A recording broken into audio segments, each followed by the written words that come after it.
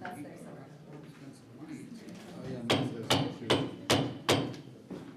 Good evening, everyone. Welcome to the Marin Energy Authority Board of Directors meeting for Thursday, June 6th.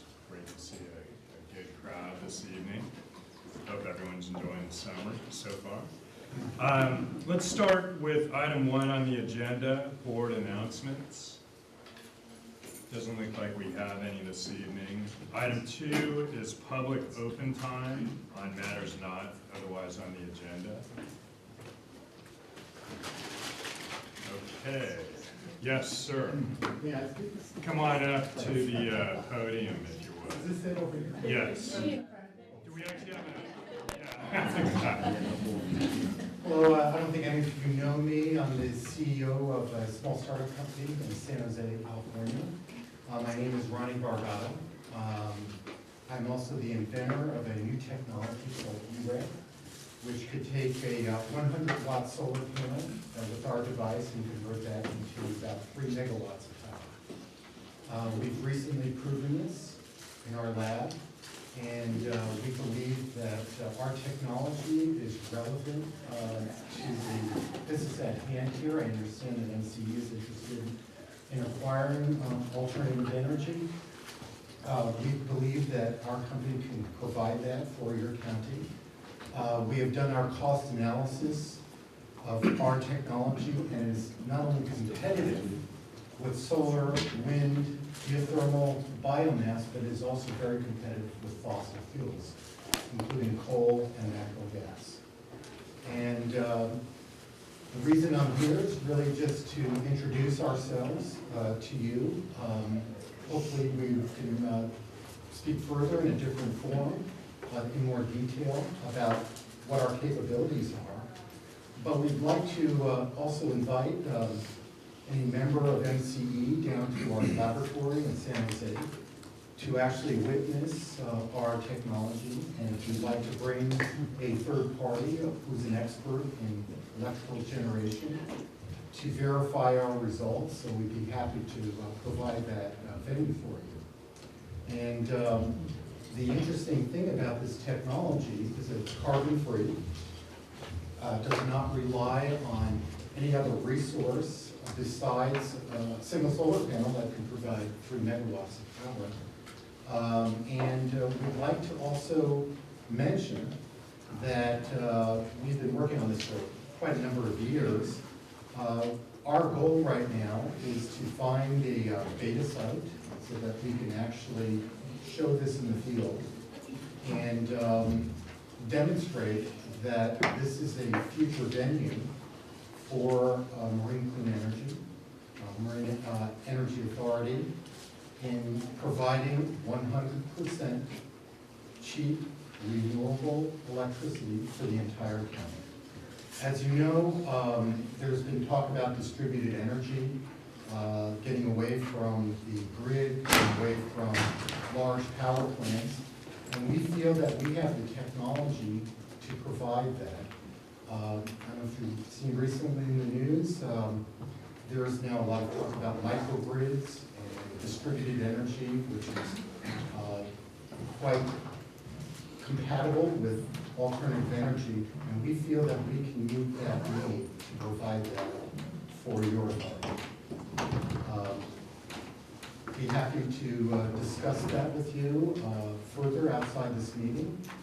But I just want to make sure that everybody understands where we're coming from, who we are, and that we'd like to work with you. Thank you, Mr. Bargata.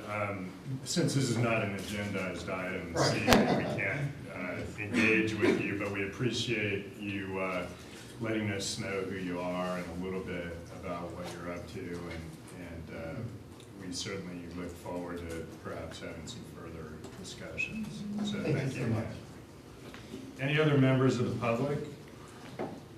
Okay, let's move to item 3, resolution commemorating Richard Collins, who, as all of you know, was a member of the board of Marin Energy Authority, one of the original directors of this agency, who recently passed away, which Obviously, for us as individuals and the agency is a sad moment, but at the same time, remembering Dick, you know, frankly, you can't help but bring a smile to your face and a lot of joy to our hearts. So what we thought we'd do this evening, we have a resolution for Dick. I know a lot of folks want to say a few remarks, so we can do that at this time as well.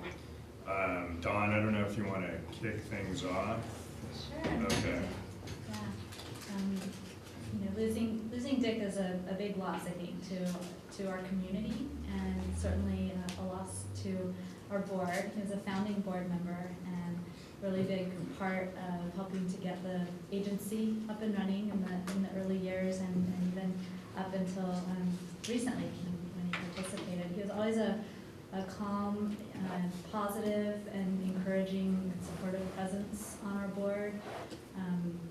In every situation, I think he did an amazing job of kind of taking stock of what was needed quickly and then figuring out ways that he could contribute in a really effective way. He was also very smart and dedicated to the agency. He knew how to listen and was very deliberate and thoughtful in choosing his words carefully, and also always throwing in a dash of humor to keep things light when we were, which was especially helpful when we were dealing with some of the harder issues that came our way.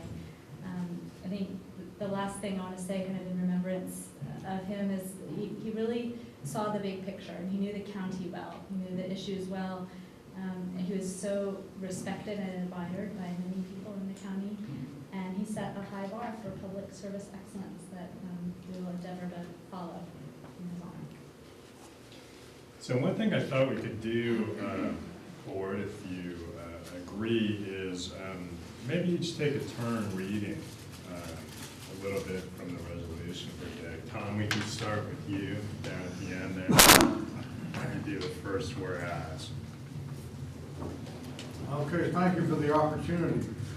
Whereas Richard B. Collins was born on December 1st, 1933 in Santa Barbara, California, and spent his childhood in Los Angeles. And whereas Richard Collins served as a sheriff in Lancaster County. And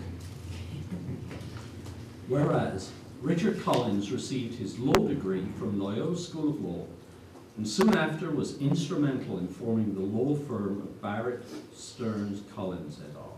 And whereas Richard Collins was one of the youngest American Bar Association presidents and specialized in real estate law for more than 40 years. And whereas Richard Collins moved to Marin County in 1998. And so there's a lot of good information in this resolution. But you know, there's a memorial for Dick in Tiburon a couple of weeks ago, and one of the themes of that memorial was what a great poker player he was. And that's not included in this resolution.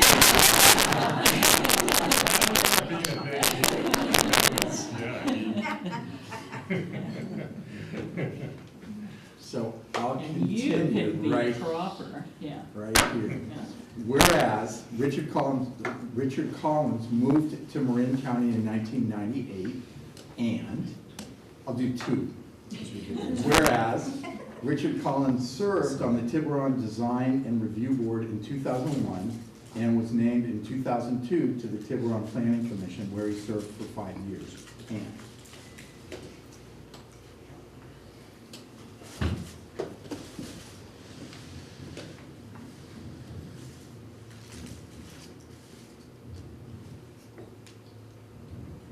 No, first start at the Whereas, beginning. whereas the Marin Energy Authority is a joint powers authority established on December 19th, 2008, and organized under the laws of the state of California. And whereas Richard Collins was appointed as a founding director of the Marin Energy Authority on January 29th, 2009 until February 2013, and then served as an alternate. And whereas Richard Collins, as a public servant, philanthropist, and community servant, served as a delegate on boards and committees such as the Community Choice Aggregation Task Force, Community Development Block Grant Committee, Marin Telecommunications Agency, Richardson Bay Regional Agency, and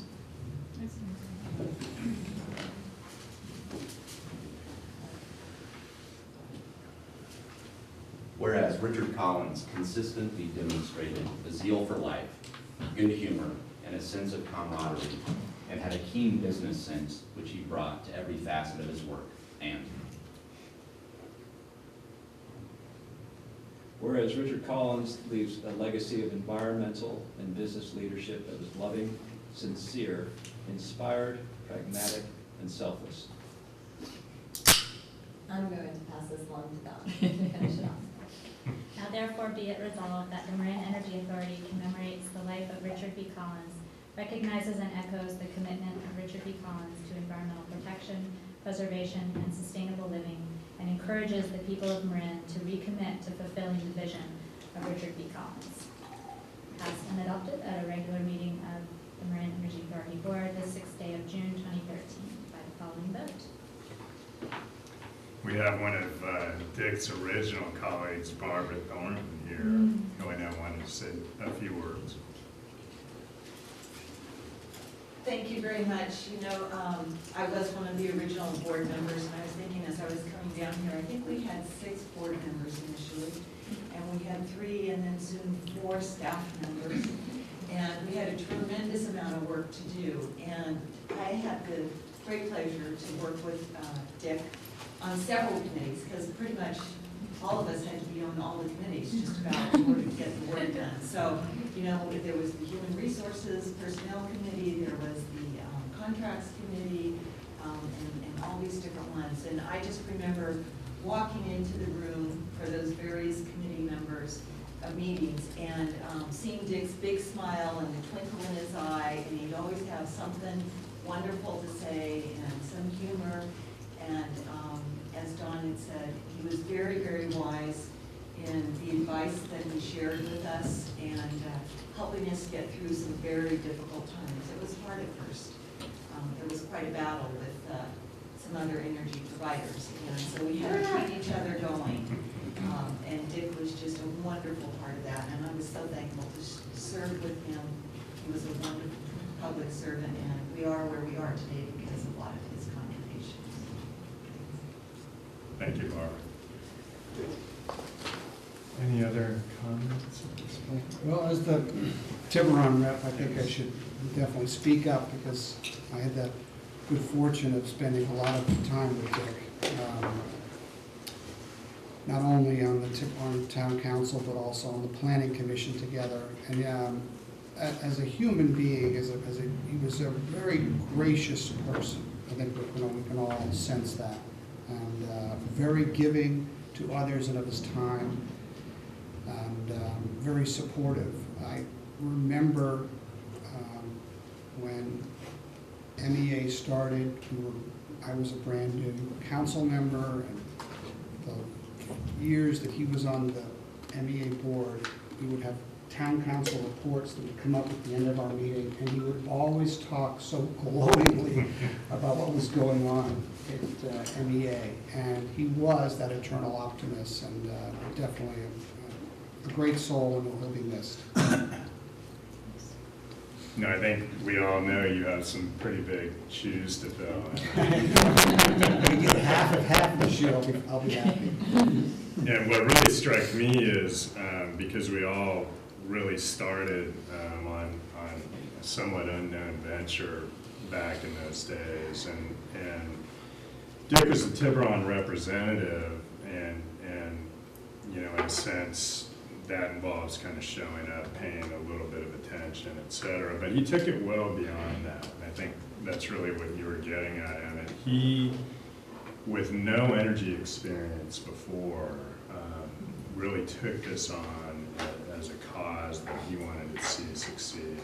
And he learned about the markets. He was very involved in the technical committee where a lot of the nitty-gritty work gets done for the agency. he brought his unique talents relative to the group in terms of contract evaluation analysis, which tied into his law practice, to a lot of the work we were doing as well. And he did it with a sense of humor and a smile. And Kate's right, we learned some additional details about Dick at the memorial, the importance of poker in his life, for example. Got to meet his family. So we really do miss Dick, and we actually had an award for him when he left the board that we will convey to his family when we get a chance, as well as a prior resolution. And Don, do you want to talk a little bit about kind of the flowers and? Yeah, this is a tradition that was started with Charles. We're bringing a plant to honor our departed board member, and this plant will live in the office as a reminder. And so we're just continuing that tradition and look forward to keeping that plant around for many years. Great. So if we can have a motion. I'll move. Okay. And I'll second. Excellent. All in favor? Aye. All right. Thank you, everyone. Okay, item 4, report from executive officer. Okay, so I have just a few very brief items this evening. I wanted to make sure folks were aware that we had moved the time of the next board meeting to accommodate the week of July 4th. And as a result, our meeting will be held on July 11th. We have 10 confirmed board members for that meeting. If you haven't let Darlene know yet, if you're going to be able to make it, let us know. We'll make sure we are able to have a quorum there, but it looks like that's going to work out just fine. So make sure July 11th, 7 p.m. is on your calendars for our monthly July board meeting. This will be important because we typically tend to skip our August board meeting to allow for holidays, and many councils are out that month. So we look forward to meeting with you on July 11th. And then we also have an annual retreat, which typically occurs in September. And Darlene has been in communication with many of you to respond to a doodle poll and let us know what days work best for you.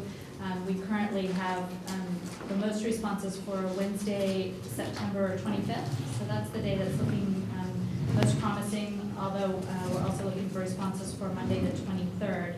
And we're looking to determine which of those days would be better. So if you haven't yet responded, please do so, and that way we can lock in the location and get everyone to firm up their calendars for the retreat. And that typically is a day commitment. We try to hold the day, but we'll likely go from 10 to 4 or 9 to 4, depending on the agenda for the day. The next item I wanted to report on is that there was a little bit of press recently about Mill Valley taking public suggestions regarding where to place their EPA Green Power Partnership road sign that looks like this, except it's about 100 times bigger. And so this is a really exciting debate that we'd love to see happen in other communities. If you haven't yet decided where to put your sign, you may want to ask the public to weigh in on a location. It's a great way to spread the word about the Green Power community achievement that has been awarded to many of our communities from the EPA. And that is it for my report. Great. Any questions for Don? Okay. Item 5, consent calendar.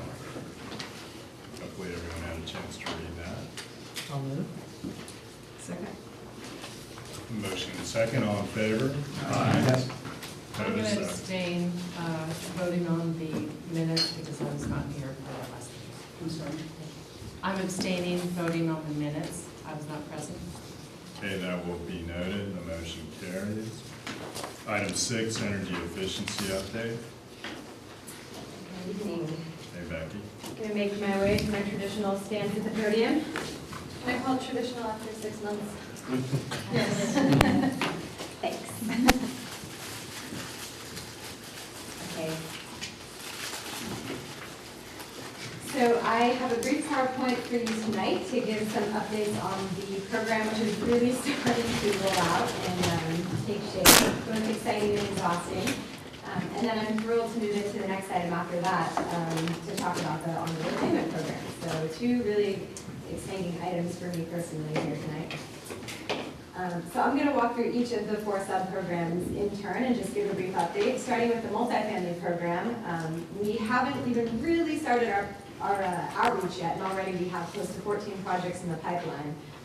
As context, we're targeting 42 projects overall, so that's pretty good for the initial couple months of the program without having done a lot of outreach either. With that said, we are really starting to kick off the program outreach. We have mailers that we're sending out to property managers and property owners throughout the county of Marin.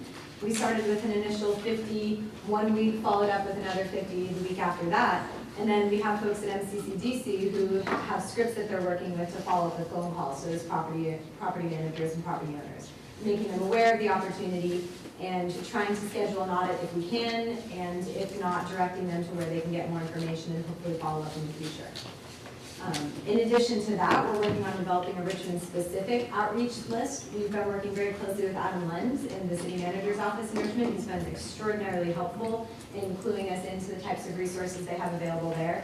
So we're finalizing the details of how that will work, and we'll probably be rolling that out within the next week or two to start targeting the significant opportunity that's available in Richmond as well. In addition to that, this board approved a contract with the California Youth Energy Services Program to do direct install in the Richmond area, which is great. They've started recruiting youth from the Richmond communities to be trained up and to deliver that aspect of the program. In addition to that, we did push them to hire a Richmond resident to be the manager of their program, and they were successful in doing that. So we're really happy that they were able to achieve that. There's a little bit about the accomplishments here, but I really wanted to go into it in a little more detail on the next page. So far, what we've been able to accomplish with just the few projects that we've established is 3,500 therms, more than 3,500 therms, over 93,000 kilowatt hours. Some really nice workforce development aspects of the program as well. We were able to train 12 individuals, both in weatherization that MCCDC had accomplished, and then give them additional training in energy efficiency direct installation. From that group, we hired 4 directly to do the work for our program. In addition to that, 8 additional trainees were hired through other programs through MCCDC's efforts. The MEA project that we've been working on, the Marin Housing Authority project, has been a really great opportunity for us and for the MCCDC folks. So far, for tenant outreach, we've been able to lead brochures that explain both the direct installation materials and the benefits of saving energy in about 500 units throughout Marin County. On top of that, more than 200 tenants have actually been directly engaged regarding the opportunities to save energy and regarding what's being done in their property. So those are pretty good numbers. We're happy with that. In terms of program outreach, so far 64 properties have been contacted, and as I mentioned before, 14 properties are in the pipeline representing 1,000 units. Our small commercial program has also really been moving. They've been doing a canvassing effort in the city of San Rafael, which just concluded, I believe, last week. Between the middle of April and the end of May, they were able to touch 603 businesses in the San Rafael area, which is really kind of astonishing. I didn't believe it when I saw the tracking sheet. I had to go back and follow up, and I'm really impressed with their ability. Out of that, they were able to deliver 80 base package audits and 6 whole building audits. A lot of the businesses that they were able to approach weren't ready for an audit yet, or didn't have the manager on hand to authorize it. So that's a big opportunity for us to be able to follow up as well. One of the things that I note about these numbers, however, is that 6 whole building audits is not very much when we're talking 80 base package audits and 603 businesses that were touched. So adjustments to the whole building approach is something that we've noted that we really need to keep in mind. Something that we're finding from our experience in the field is that the canvassing approach, where you basically show up unannounced and go door to door and offer your services, doesn't work very well for the whole building approach. For one reason, sometimes the HVAC equipment, which you really need to access, will be under lock and key, and the people who are working at the storefront don't have those keys or don't have the authorization to give you access to that. So what we're doing to slightly shift this approach is we're working actually with the communications team, who's been developing a targeted outreach list for small commercial businesses to try and enroll them in Deep Green.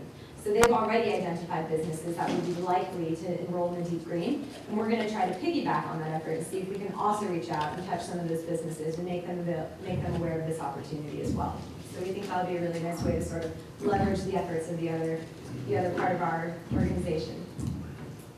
In addition to that, we're developing energy efficiency materials for ongoing outreach to both small commercial and to Richmond customers, which I'll talk more about in a second, including taking our existing materials and translating them to Spanish, trying to make people more aware of the whole building opportunity on that, and then, as I'll talk about more in a second, incorporating information about the financing program.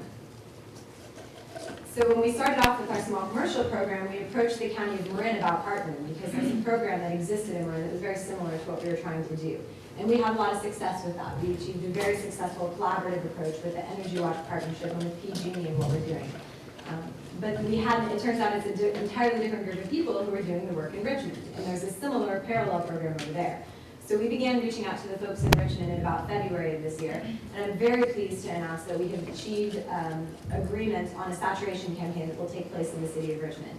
This is really nice because originally there had been talk about doing a saturation campaign in the city of Richmond, but the plans have been canceled for reasons that aren't entirely clear.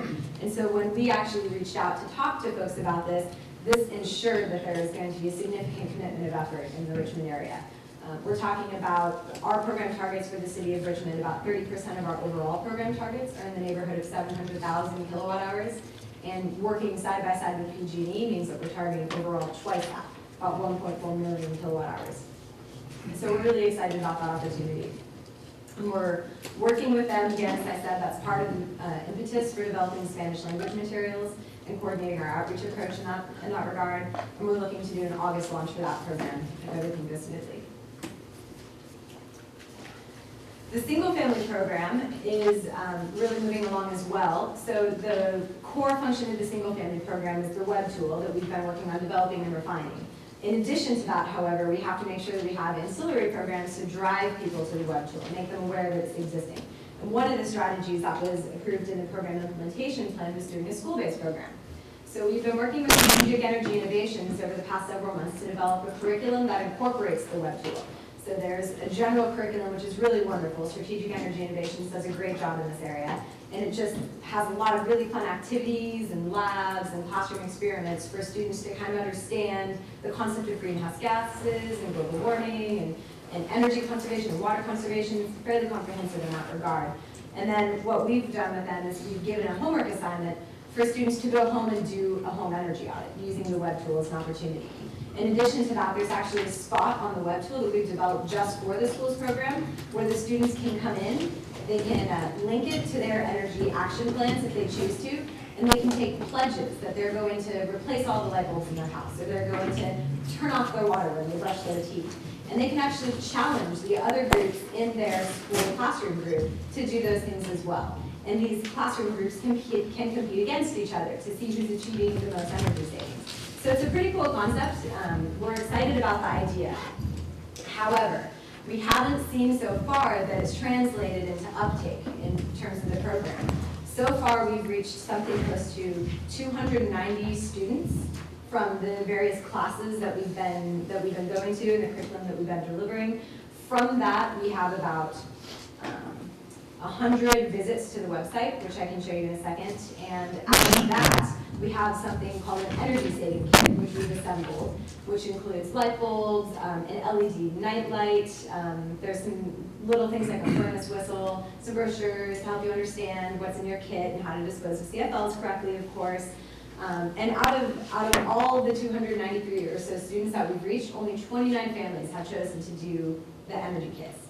So this is something that we're grappling with at the moment.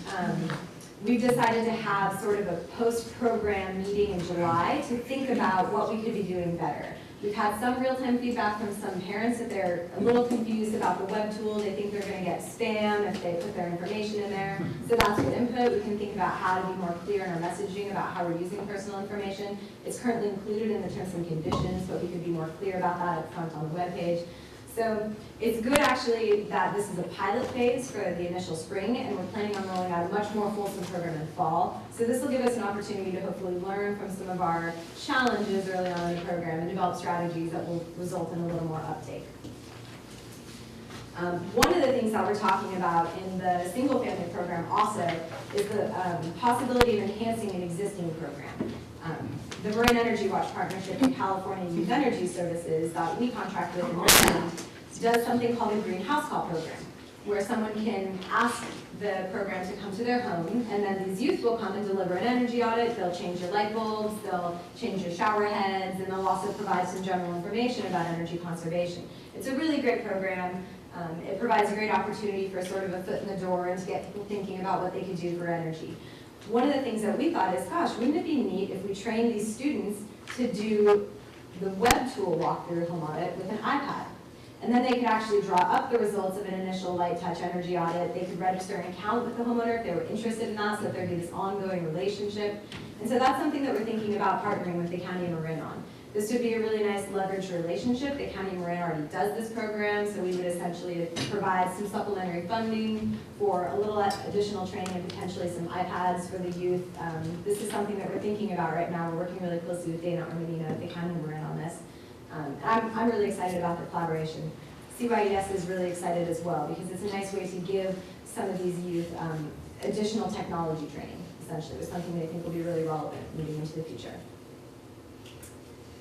So I wanted to throw some analytics at you, and it's okay if they don't make sense right away. I'm frankly trying to make sense of them myself at the moment. But we recently linked our My Energy Tool account to the Google Analytics site. And Google Analytics is amazing. It's way smarter than me at this point. And it just tracks all the kinds of traffic. It can track where people are coming from. It can track where people are dropping off your site. And it's a really good tool for us to monitor the traffic and to see where we can make improvements, where people are leaving the site. That I think are really exciting. For one, this right here is when we got the Google Analytics starting. So you can see immediately that we have some huge spikes in usage. To put this into context, this is about 40 users. So we're not talking like thousands of users, but these numbers coincide with times that the homework assignment was given in the school. So we do see that they're resulting in some traffic to the website, even if it's not quite what we're looking for. Something that I think is actually a success is that the average visit duration is almost 8 minutes. What that tells me is that people are actually taking the time to go to the website and walk through the audit. They're not just going to the website and leaving because they're frustrated with it. They're spending a little bit of time, they're engaging with it, they're thinking about some of the questions they're being asked. So I think that's a good thing. Another thing that's worth looking at is the bounce rate. That communicates how many people just go and then immediately leave the website. So we have about a quarter of our users who are just showing up and then taking off without really doing much on the portal. So that's something for us to try to grapple with as well. Another thing that I think is a bit of a success is actually the proportion of returning users that we have. The green is the returning users and the blue is the new users, and I think it's pretty good that we have a pretty high proportion of returning users. That means people aren't just going there, but they're coming back. They're seeing it as a resource of free. A few other statistics. This is something that is probably way too much information for a slide, so I apologize. But what this shows is where people are leaving the website. This is where the exits are occurring from our website. And the troubling thing about this is that 33% of those exits are occurring on that audit page, on that home page.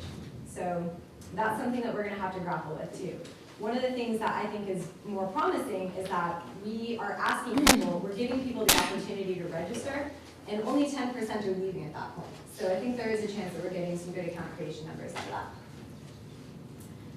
So those are some numbers on the single family. Moving on to the on-bill repayment program, the financing programs. I'm very excited to announce that we have a signed term sheet for the single family financing program. We're looking to work with First Community Bank out of the Santa Rosa area. We were able, actually, through a board meeting, thanks to Jonathan Catherine, who heard me saying, gosh, I just wish we had a bank that would step up. He went and talked to some banks, and lo and behold, now we have a pretty exciting partnership out of that. Some of the features of the term sheet that we signed about financing will be offered at 6.5 interest, which for an unsecured loan is pretty dang good. 5 to 10 year terms, and we were able to negotiate a tiered loan loss reserve structure based on FICO score. So what this means is that a loan loss reserve exists to refund the bank, if you will, for any losses they incurred through participating in the program, up to a certain percentage. So we'll refund up to, for example, 5% of the total portfolio until you hit that cap. What we negotiated with this bank, because one of the objectives of our single family program is to really lend to moderate income individuals who might not have access to credit through other means, but it's definitely a little bit riskier in the market. So we were able to negotiate with them to drop down to a FICO that's a little bit below their comfort zone, going to 640 to 670 FICO. And in exchange, we'll provide a bigger contribution to the loan loss reserve if we do that. And then for those ideal borrowers, essentially, who are 700 and above, we're not going to cover as much of those losses. We'll cover 5% of those losses. Overall, when we run the numbers about what we might expect to see for lending, this works out consistent with about a 10% loan loss reserve, which we were originally shooting for. So this is something that we can monitor as we move forward in that program and really see where we're ending up, make sure that we're not overbalanced or underbalanced in our loan loss reserve fund. But it's a fairly innovative concept that I've seen tried in 2 other communities in the country, and I was excited to be able to bring that approach here to get some lending available to communities who really have not had that option. Becky, what's the source of the reserve? This is CPUC funds as well. The program implementation plan that we originally proposed to the CPUC included credit enhancement strategies, which is a fancy way of saying loan loss reserve, among other things. It could be an interest rate buy down. I think I mentioned that this is an unsecured lending product.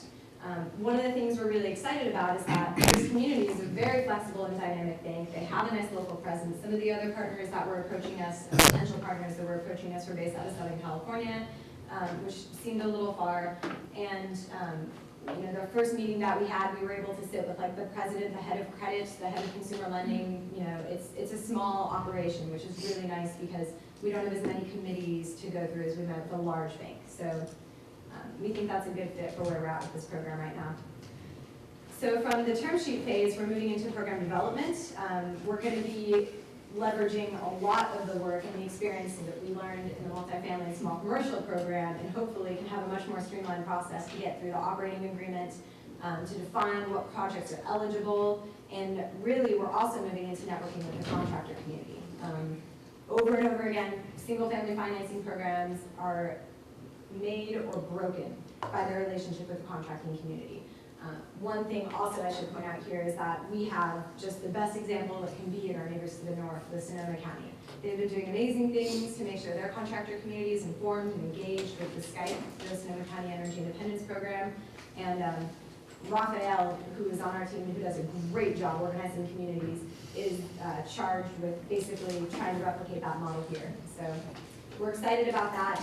We're also working with the County of Marin, who's rolling out some single-family efficiency programs pretty soon under the Bay Area Regional Energy Network, and we're going to try to do some co-workshops with them.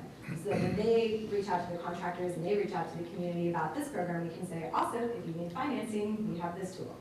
So I think that'll be a really nice partnership as well. The final slide I have is on the OBR, Multifamily and Small Commercial Program. This is just a bit of a teaser. So it's on tonight's agenda. We're beginning to integrate some of the financing information into our energy evaluation report so that when we deliver an energy report, we can also show folks what would happen if they finance the project. We're working with PG&E to finalize the agreements on the billing side.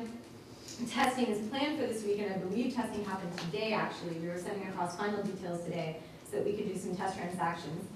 I'm also working with our excellent communications director to develop an outreach and marketing strategy for that, all of which I can talk about a little more under the next agenda item. But I would love to pause for any questions or comments. Becky, in your report, you mentioned an issue with PG&E and the existing tariff. Yeah.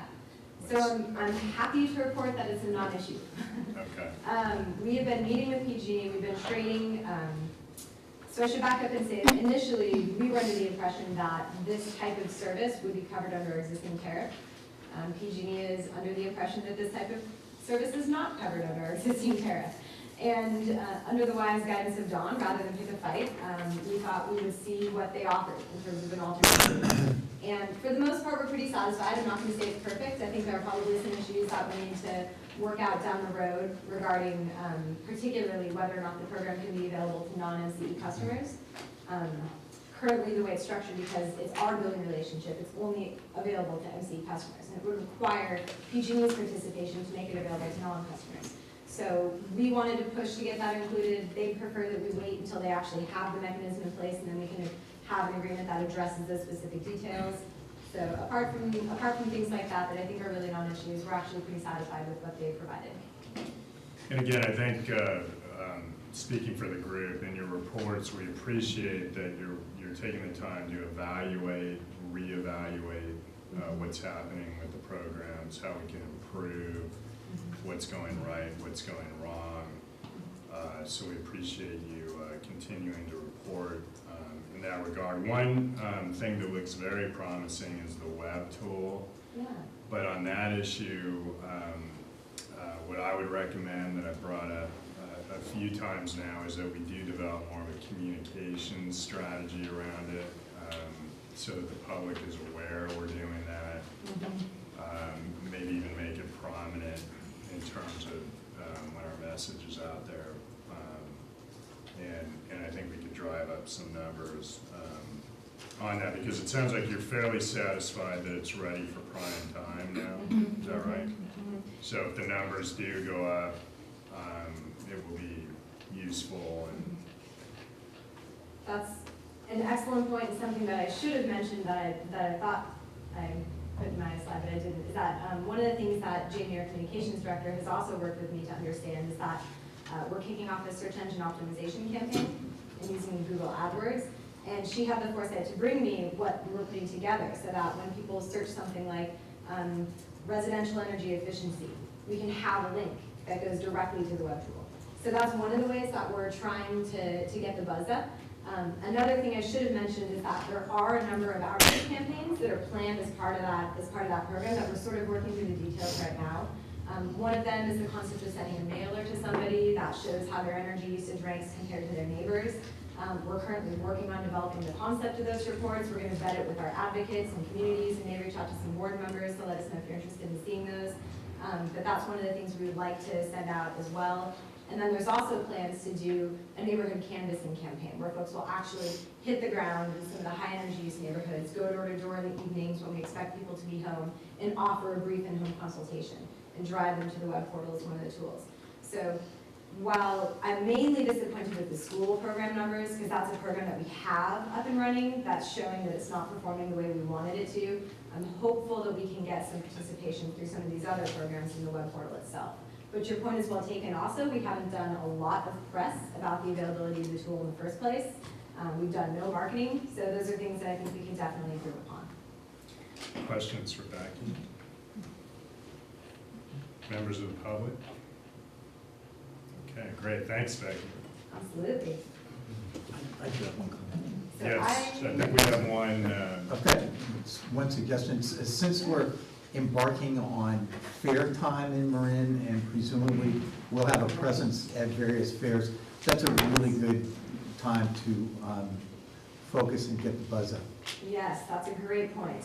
And Rafael, again, who I wish Rafi was here to sort of back me up, because he really helps me with the communication stuff on a lot of these sides of the programs. And I should say the school program, he's done a lot of work with that program as well, designing the portal so it's compatible for kids. He's got a lot of really great ideas about that. He's been working with the communication team to think about ways that we could try to incorporate the web tool into our outreach tabling. We've developed some materials that are little cards that we now have available when we do booth that directs people to the portal and talks about what they can get there. We've thought about doing laptops, but that's kind of challenging. But it'd be great if there was like a spot where we knew we had Wi-Fi and we could come like do a demonstration of the web tool for people, and maybe even sign them up right there. So those are good suggestions. Yeah, We're grappling with the right way to do that. Maybe Are you like planning to be at the Marin County Fair? You know, I don't think we are. Yeah, go ahead. We are sponsoring a new area of the Marin County Fair this year. It's called Make Your World Pavilion. And it's basically going to be a large area inside like a tented place where there are all kinds of do-it-yourself activities. So we're sponsoring that. We'll have signage and banners and advertising throughout that. And then we'll be sharing a space with Strategic Energy Innovations. They are leading some of the activities in that space, and so we'll have stuff for MC materials there. Okay, thank you. Jamie, will we have will our presence there include some sort of a screen like here, so that perhaps what you could do is some live demonstrations where people can see what's going on and see how easy it is, and actually generate some on-the-spot interaction that would lead to more later? Yeah, that's definitely something that we can work on developing. And actually, we should publicize that we're doing that beforehand. Hey, come on by and check out, what you can do. I'm happy to work with Jamie to put something like that together. That's a great idea. Okay, great. Get the buzz on. Yeah. Item 7, agreement with River City Bank to provide services for the on-bill repayment program. So I don't have a PowerPoint presentation for this one, for once. I thought it would make more sense to just talk through some of the main elements of the operating agreement. Let me just first start off by saying that when energy efficiency financing is kind of my special favorite thing to think about and to work on. And when I first saw the job opportunity in Marin Energy Authority and saw on-bill repayments included in the tasks that they were thinking about doing, I mean, nobody else is doing this kind of stuff, right? It was like, for me, like, that's gotta be it. This is an organization that's innovative, that's totally leading edge. I was really excited about that. So I'm beyond thrilled to be here and to be participating in this really groundbreaking program. Just to explain a little bit about what we're talking about for some who might be newcomers to the realm, the concept of on-bill repayment is really an effort to provide financing for energy efficiency improvements. For whatever reason, banks have been traditionally reluctant to participate in energy efficiency financing. There's a perception that there isn't similar lending elsewhere, so they aren't sure how to evaluate the risk of their portfolio, and as a result, interest rates tend to be kind of high. On-bill repayment is a concept that, because the financing is on the utility bill, which tends to be one of the first bills that homeowners pay, and because there's this inherent connection between the energy savings from the project and the cost of the financing, that there should be a lower cost of default as a result of just having the loan payment on the bill. The way that our on-bill repayment program is structured is that it's third-party financing through a financial institution partner. The repayment for the loan is collected on the utility bill, and at that point, we would remit that payment to the bank. I am, again, excited to announce that we have achieved what I would say is a very ideal cost of capital. Through partnering with River City Bank, we've been able to achieve 5% interest over 5 to 10 year terms. We're securing these loans with a loan loss reserve fund, which I mentioned earlier is a fund that exists to cover losses in the event of default up to some total cap in the portfolio. That's a 15% cap. So for $547,000, which are funded through CPUC funds from the energy efficiency portfolio, we're able to offer up to $3.65 million worth of financing to residents of Marin and the city of Richmond. So I think that's a really exciting leverage as well. What would be a typical size of a loan? I think we're expecting around 80,000, 80 to 100,000. From some of the numbers that we've seen elsewhere in the Bay Area from some pilot programs that happened in ARA, that was about the time frame. The loan ranges that we've approved are anywhere from $10,000 up to $265,000. We have negotiated with the bank that we can consider loans above $265,000 on a case-by-case basis as well. And the types of properties? Types of properties, multifamily of any kind, 4 or more units, 5 or more units ideally, but 4 we'll consider on a case-by-case basis. Small commercial is defined as less than 200 kilowatt demand, which is actually quite a broad set of potential properties. For example, most of the properties in San Rafael that we canvassed in our small commercial program are between 1 to 2 kilowatt demand. So 200 kilowatt demand may even cover this corporate campus. So it can be pretty, it's just, not a huge refinery, for example, probably wouldn't qualify.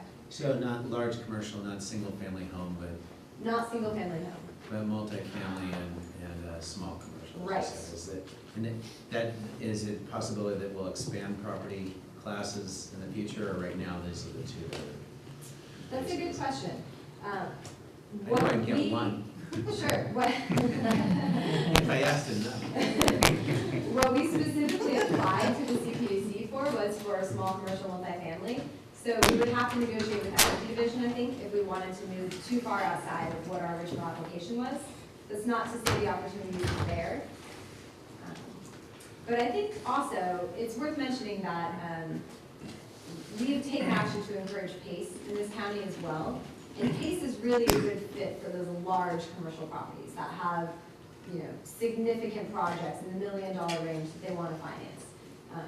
This is a really nice thing that we can offer for those properties and projects that fall in between. So it's possible, but maybe not immediately on the horizon. One thing I would also like to mention about the terms is that these loans will be secured with the UCC1 fixture filing. So the single-family program is unsecured. This will have basically a light security, I like to call it. It's more or less something that exists on the deed to show future creditors that River City Bank has an interest against the property as well. A UCC financing wouldn't be on the deed. That's different. It's on the title, excuse me. No. It's recorded with the county. Yeah, but it's not on the title. UCC1 financing isn't recorded as a title, it's separate. It's recorded, it can be recorded at the county, but it doesn't go on the. Right, It because doesn't I do go- understand it's not against the real property. Exactly. It's against the personal property. Right.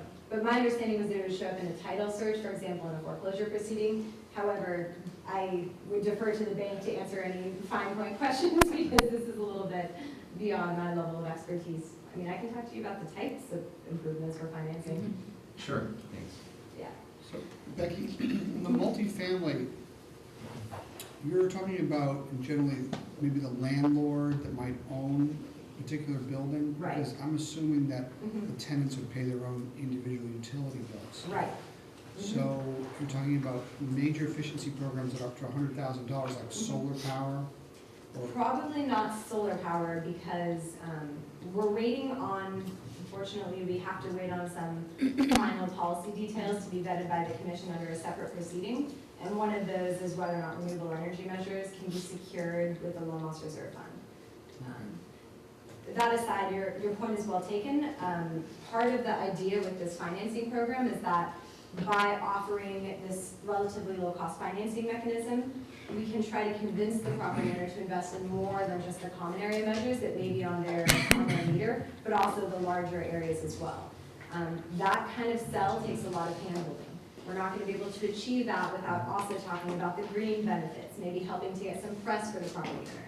Those kinds of things are going to be important if we also want to make sure to get some tenant area improvements.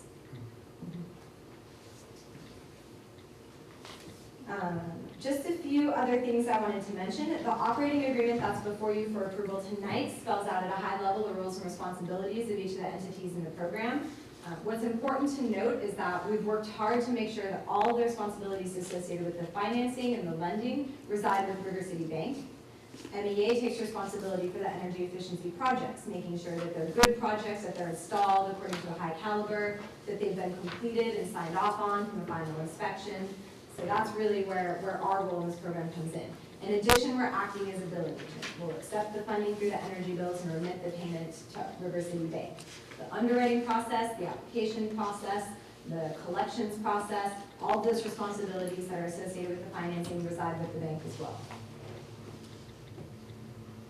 And the final thing I wanted to say before I open up for any questions is that we have discussed the next steps from this operating agreement so that you have an idea of where we're going from here. This operating agreement would essentially pave the way for us to be able to do the financing. In the interim, we have to finish some final test transactions, not just with PG&E, but between River City Bank and MEA to make sure everything's operating smoothly. We're finalizing our parallel agreement with PG&E to enable that there aren't going to be any hiccups in accessing the billing infrastructure. We're all working hard, with Alice's team and ours are working hard to finalize all the program documents that will be required for this program. Loan applications, marketing materials, loan documents. I'm working with our teams in the small commercial multifamily space to make sure that we have a really attractive financing supplement to the energy evaluation reports so that homeowners, or property owners I should say, are aware of their options.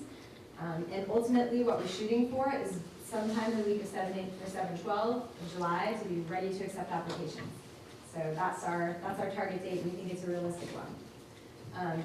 Before I open up for questions, I wanted to introduce Alice Harris from River City Bank, who has graciously agreed to come down and present herself and potentially be available to answer questions if they come up. I just can't say enough about how lucky we are that River City Bank was willing to step up and be our partner in this. They've proven to be a dynamic partner. They've really gone through this learning process with us in a collegiate manner.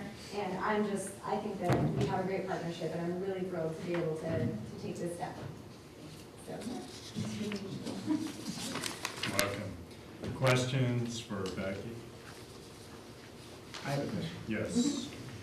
So I get the on-bill, the payment program that River City Bank is going to help underwrite by making loans and all of that. But talking about what First Community Bank is, so maybe you can compare and contrast it so we get that clear, because I guess the source of the monies, how they're different, you know, which property classes are available, because we kind of talked about both of them and kind of blended together, so I think some folks may need to make clear the difference between the two. Sure. So I would say the two most obvious differences between the two programs is that the River City Bank program that we developed is for small commercial multifamily properties. The other big difference is that it's a secured lending product. For the single family program that we're hoping to roll out sometime in the August timeframe, that would be an unsecured lending product. Great. Other than that, functions are the same. In both of those programs, we're working to have the bank in the position of the financing responsibilities, us in the position of energy efficiency responsibilities, and the billing mechanism will be the means of collecting on the loans.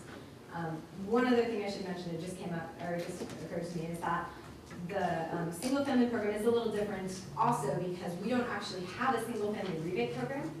It's very integrated with our small commercial multifamily program because we're working on the projects. I'm working directly with our implementers. I see every single inspection sign off that comes across my desk and can communicate that directly with the bank. It's going to require a little bit more coordination with PG&E primarily on the single family side. We're choosing to leverage the Home Energy Upgrade Program, which used to be called the Energy Upgrade California Program, is now the Home Energy Upgrade Program for single family properties. So we're requiring people to take a rebate from that program so that we know that there's some quality assurance and quality control on the project, but we're going to have to communicate with PG&E to know, for example, when the rebate was signed off on. So I think we're gonna have to make this relatively simple for all of our ratepayers. Yes. And make it prominent, and there's a communications piece that I guess you'll work with Jamie, but I mean, because you really wanna start financing some of these energy efficiency programs, we need to, I don't think it's clear to the public, particularly small business owners, that this kind of financing is available to them. Yeah. And so it's almost as big a effort, I suppose, as that we've been making with the outreach to all the Richmond ratepayers, but I mean, this is kind of a big deal, and I think that when, I guess, you guys all catch your breath over getting through with Richmond shortly here, maybe some thought is given to putting a big outreach program on this, because it's great to have these mechanisms, but I think the bank would like to sell some loans, right? You need to get some customers to do it. Absolutely. Yeah, Jamie and I have had some initial meetings on this, and I do agree that I think probably in July we'll be able to turn our attention to it a little more, or maybe after July, depending on what your July is looking like. July. Yeah, but I absolutely agree with you. Marketing can make or break a program as well. Having a good contractor network, making sure people know about it. Well, again, this is a job creator as well, so there's definitely some real advantages to it. Any further questions or comments from the board or the public? Well, thank you, Becky. I know this is something you pushed hard for. It was an idea, not too long ago, and you've really kind of seen it through. So thank you for your efforts on that. Likewise, everything I do is under the leadership of Don and this incredible board, so I'm happy to be part of it. And so a lot of this has been very well thought through and is actually part of this operating agreement. No, and that really did come through, both in the written materials and in the presentation, so, thank you. Item 8, MEA. Oh, do we have a reso on that? Okay. So I'll move to approve the resolution. And I'll second. All in favor? Aye. Opposed? That matter carries. Thanks, Jim. Moving on to item 8, MEA greenhouse gas emissions analysis and report. All right. Well, I'll go ahead and take this one here.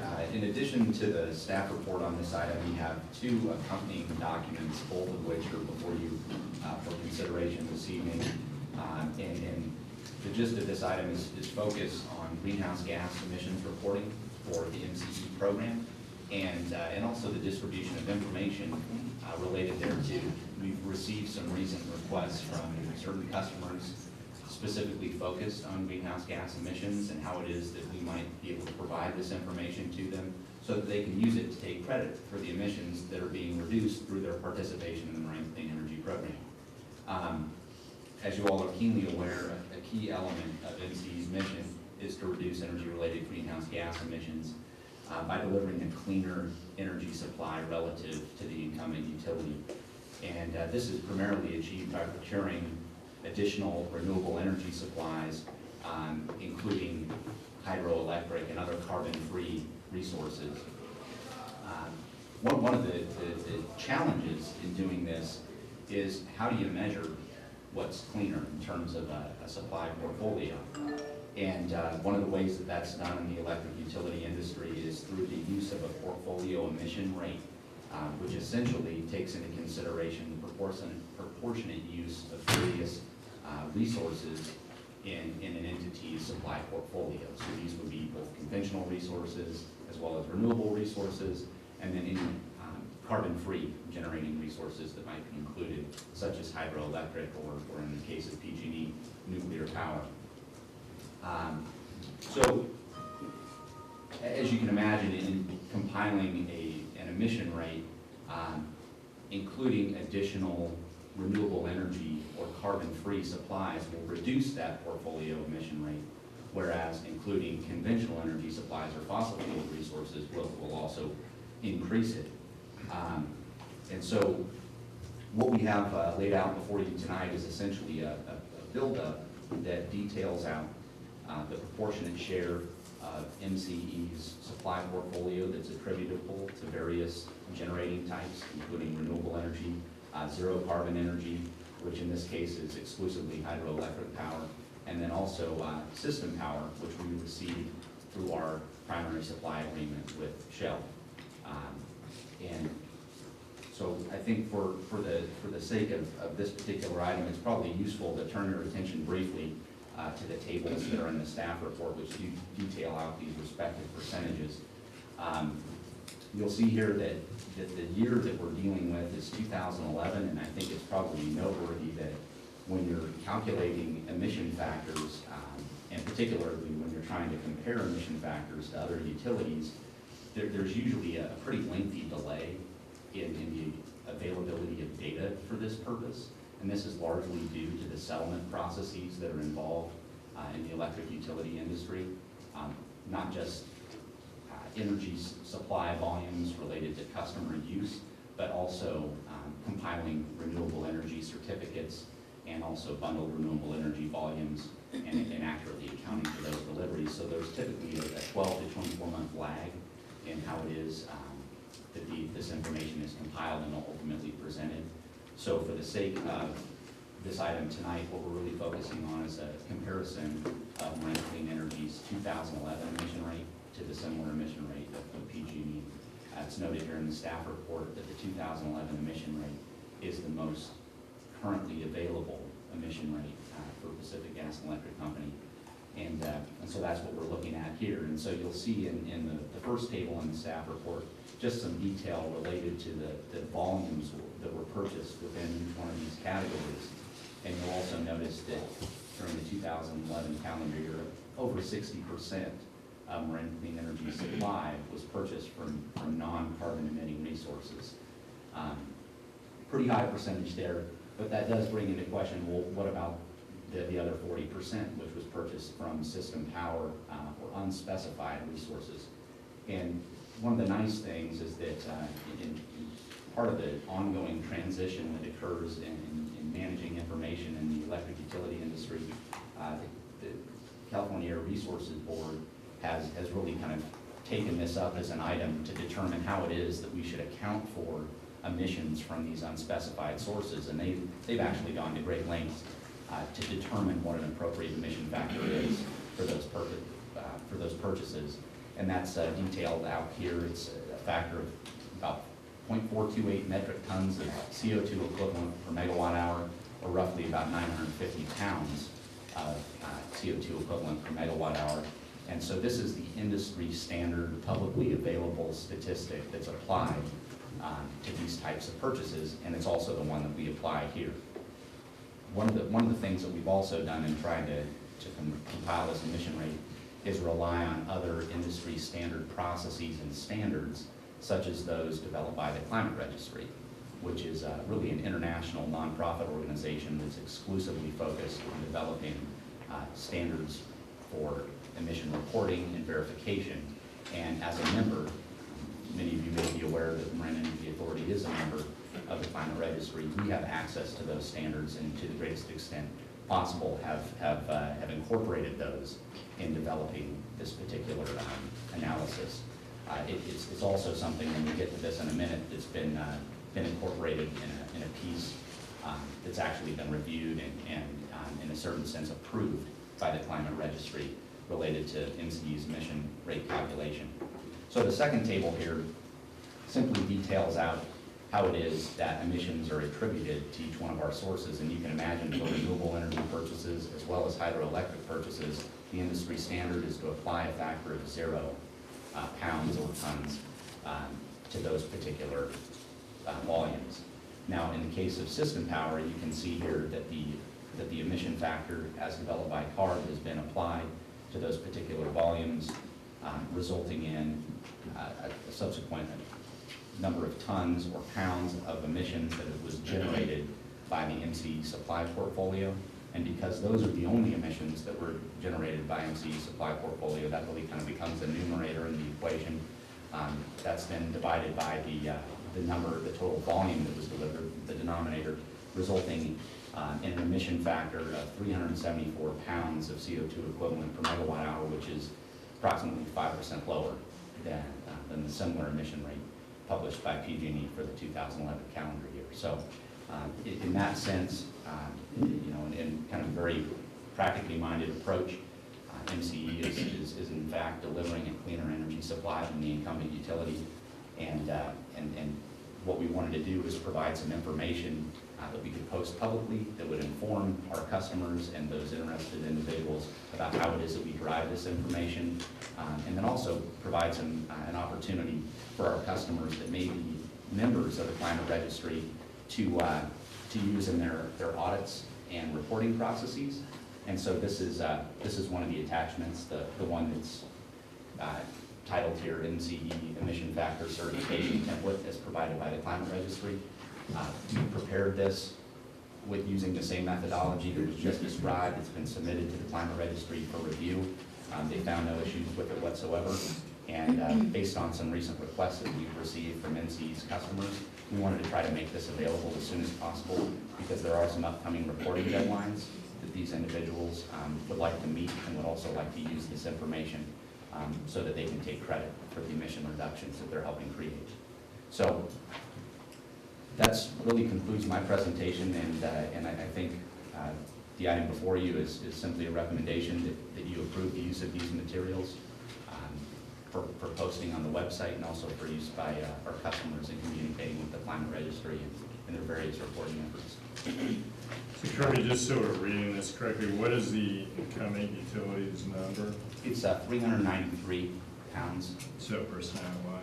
So we're 5% lower than they are. And we're about 60. 374. We're 374. So they're 393.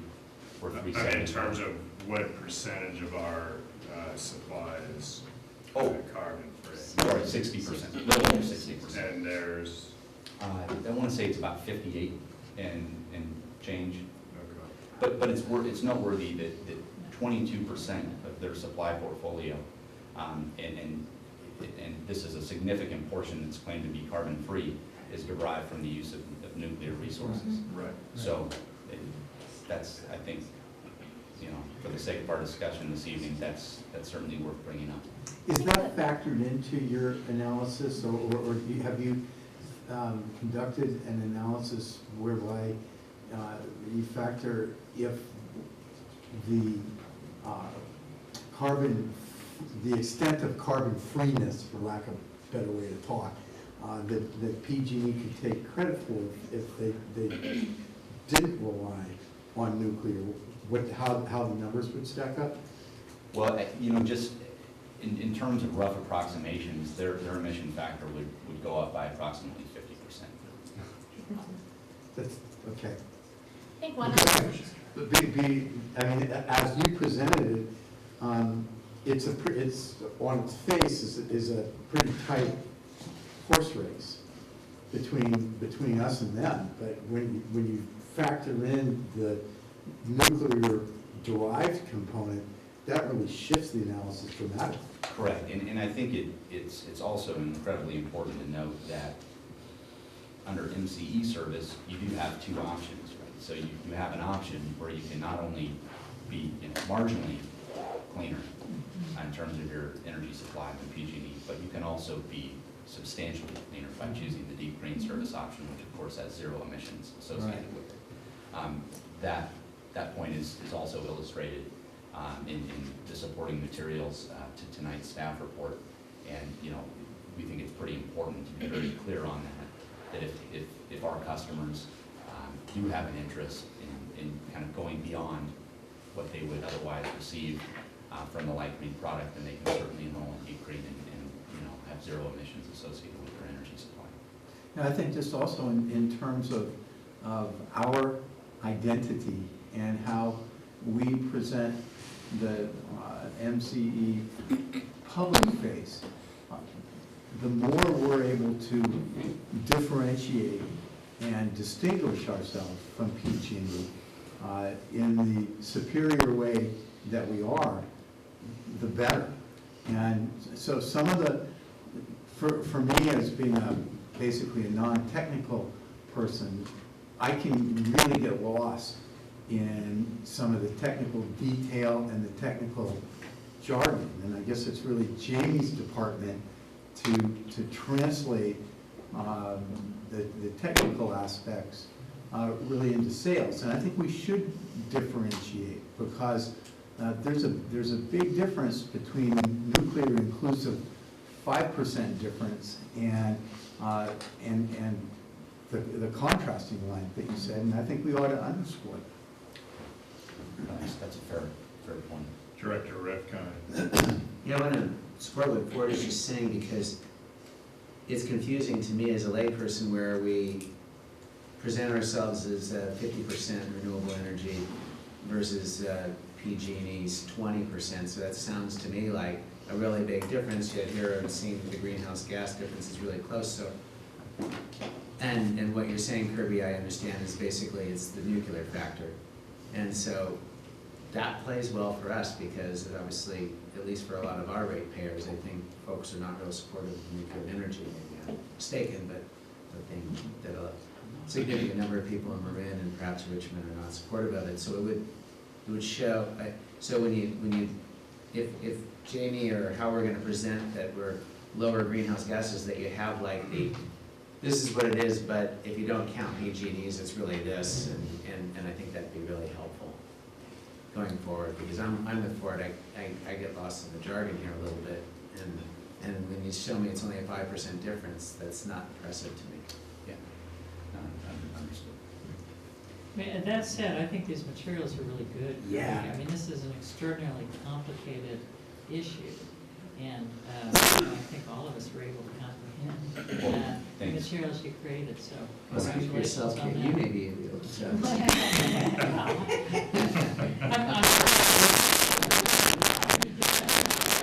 have the benefits of Director Sears' comments in the technical committee. Yeah, That didn't really I don't get it. committee. Director Butt. These data are for 2011. That's correct. So what's the lag time to get, I mean, like when will the 2012 data be available?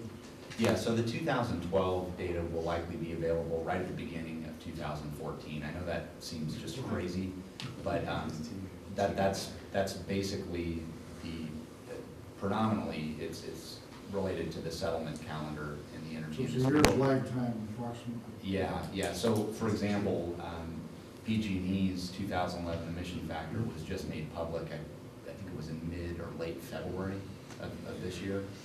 So, we do have that issue in play, and we'll certainly be as current as we can. But yeah, that is an issue that we're definitely confronting here is lag time. And I think it's worth noting that, we will continue to do this on an annual basis. There will be changes and effects that we'll need to consider as we engage in our forward-looking procurement efforts, because as you're also aware, the Renewable Portfolio Standard does mandate increased procurement of renewable energy over time. And so that's something that will have an effect on PG&E's emission rate as well as our own. And so we'll have to make sure that we adjust for that, kind of on a projected basis when we engage in our procurement activities. And so, you know, that's something that we're being mindful of as staff going forward to make sure that these numbers remain in our favor. Further questions from the board? Yes, Ray. This question may be for Jamie. Do we have any market analysis data on what our customers think of the nuclear component? Is it actually going to make a difference in trying with the customers if you sort of push that different? We don't have any specific research data that tells us the response to nuclear that we've conducted ourselves. However, we should note that early on, we took a position against nuclear based on community input, which was strong. So it's actually written into our documents. Further questions or comments, members of the public? Yes. Kirby, I want to ask you just one question on that chart in the middle of page 3. Sure. I'm just trying to understand which ones of those add up to the 50%, the light green. Okay, so this is another complication, right? So 2012 was actually the first year that the 50% light green renewable energy content became effective. So, yeah, at one point in time, I think there was a reference and it should have been removed to the 50%. Okay, I was just trying to understand as I read it. So the renewable portfolio before 2012 was lower than, is that right?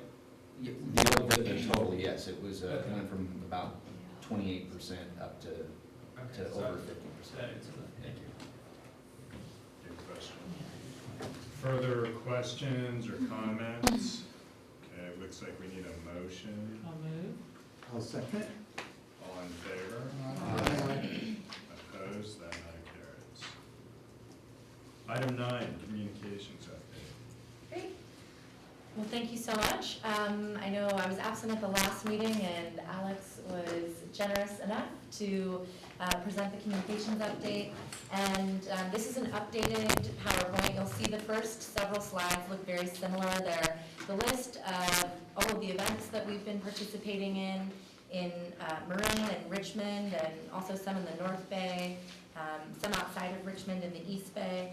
I won't belabor you by going through the details of all the different meetings we've had since then, but I would like to let you all know that we added 15 meetings to this list since our last board meeting. So we're still keeping very busy and making new relationships in the community and going out to as many events and meetings as we possibly can.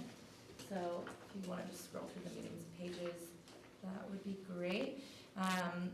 We've got a lot of weekend events that are happening now with spring and summer coming, and that's been really fun. Last weekend, Alex was at the Major Taylor Bike Fiesta in Richmond, which was a great event for us to be at. They had a stage that was powered with renewable power, but the renewable power was people riding bicycles. So that was a fun event for us to go to. We've got the Fairfax Eco Fest this weekend, and then we have Juneteenth in Richmond and the Tam Jam Festival as well in Marin, Mount Tamalpais. So we've got a lot of weekend events coming up. If you go to the 11th slide, I wanted to give you guys an update about the traffic that we've been seeing at the call center since we started our community outreach in Richmond. As a reminder, during enrollment periods, our call center has reps available 24 hours a day, 7 days a week to help process opt-out requests. We want to make opting out easy and simple for customers, and as we all know, nobody likes to talk to an automated person, so you can call us at 3 o'clock in the morning, and if you request to opt out, you'll get to speak to a live person, which is great. For all other requests, if you have specific requests about your bill, you can talk to a rep Monday through Friday from 7 a.m. to 7 p.m. Between the month of April and May, per month, in April and May, we averaged just under 4,000 calls a month, so 3,800, and that's an increase of about 6.5 times of what we normally see on average. So that's a good sign because it means that people in Richmond are learning about us, they're reading their notices, and they have questions, they're calling us, and so that's been going really well. Everything at the call center is going very smoothly this year, especially compared to some of the hiccups that we had last year. For those of you who were here with the Marin enrollment last year, we've been able to keep our call hold times very low, and we've had very few complaints about our call center, so we're really happy with the customer service that we've been able to offer. I know at the board meeting last month, you all got to see some of the ads up here on the computer, but I brought some printouts of the ads in the newspapers, and we'll pass them around today. But there's a whole bunch of them on that table. If any of you are interested in seeing the newspapers that they're in and what the ads in print look like, you're welcome to take a look after the meeting. As a reminder, we have print ads in the Richmond Pulse, which is a bilingual monthly periodical in Richmond, the Richmond Post, which is a weekly periodical, and it's actually the largest African-American circulated newspaper in the United States, so that's pretty neat to be advertising in that. We've had large half-page weekly ads for quite some time now. And we also recently booked ad space in a new print periodical that's being circulated in Richmond, and it's a Spanish periodical called La Voz. So we'll have ads circulating in that as well. And then, of course, we have our online media through some Richmond venues, the Richmond Confidential, the Redeemed World Magazine, and the Ad Taxi, which targets people in Richmond wherever they are on the website, on the internet. If you're in Richmond, our ad will pop up. Not all the time, but it targets users. That's the purpose of it. And so coincidentally, Becky and I both brought information related to Google Analytics. That was what Becky was talking about earlier, that monitors what's happening on your website. So if you move to the next slide, if we check out our website traffic is following the trend of the call center. We've had just under 13,000 site visits from the date that we first sent our opt-out notices in Richmond, from April 1st till yesterday. I checked today and we're actually above 13,000 now. And the amount of traffic that we're seeing right now is a little more than double to what we usually see. So that's good. We have a lot of people going to our website, and that also means, people are reading their notices, they're looking at the ads, and they want to learn more about the program. So that's really good. They spend about 8 minutes on the site. I just looked that up since Becky was having that. And of those visits, of those just under 13,000 visits, 56% of them were new visits, and over 10% were from mobile devices, which is really interesting. You might remember that earlier this year we updated our website with a brand new look and feel, and one of the big things that we did was we made it compatible with cell phones. And when it says mobile visits, that also includes iPads, so that's something to keep in mind. But that's a really great thing that we did since there's so much popularity there. And then this chart below just sort of shows the trend that, our website, less people are going to the website right now. And I think that relates to the opt-out notices that are being sent. The trend is going down towards the end of May, and our first 3 opt-out notices were sent between the 1st of April and the 1st or 2nd week of May. Yes? Yep. Cindy, what's our opt-out rate? Our opt-out rate for Richmond right now is at about 9%. And our deep green rate is just under 2%. We're still seeing a lot of deep green interest from Richmond, which is really great. We've got about, I would say, between 10 and 15 deep green enrollments per week in Richmond. And I think that's really impressive because right now we're not really even marketing deep green in Richmond. We've got 1 advertisement of the 6 that are circulating in Richmond right now that really focus on the deep green. Of course, in all of our opt-out notices, we remind them again and again that they have a 3rd choice for deep green as well, but it's nice to see the interest over there. Well, it's great. I noticed on the glossy advertising I was going to get to this. You've got the 2 choices of opting up contrasted with opting out, right, juxtaposed. And I think that's a great strategy. Thank you. Since you bring that up, I was going to talk about this later, but I might as well mention it now. I did just reference the opt-out notices anyway. The first 3 opt-out notices have been mailed to customers. The first 2 were letters. We're going to do 5 total, and the 3rd, 4th, and 5th will be little trifold brochures like this. You'll notice that they are bilingual, Spanish and English, which is great. And the image on the front features none other than Doria Robinson. She's the director of Urban Tilt, and she's really well known as a community leader in Richmond.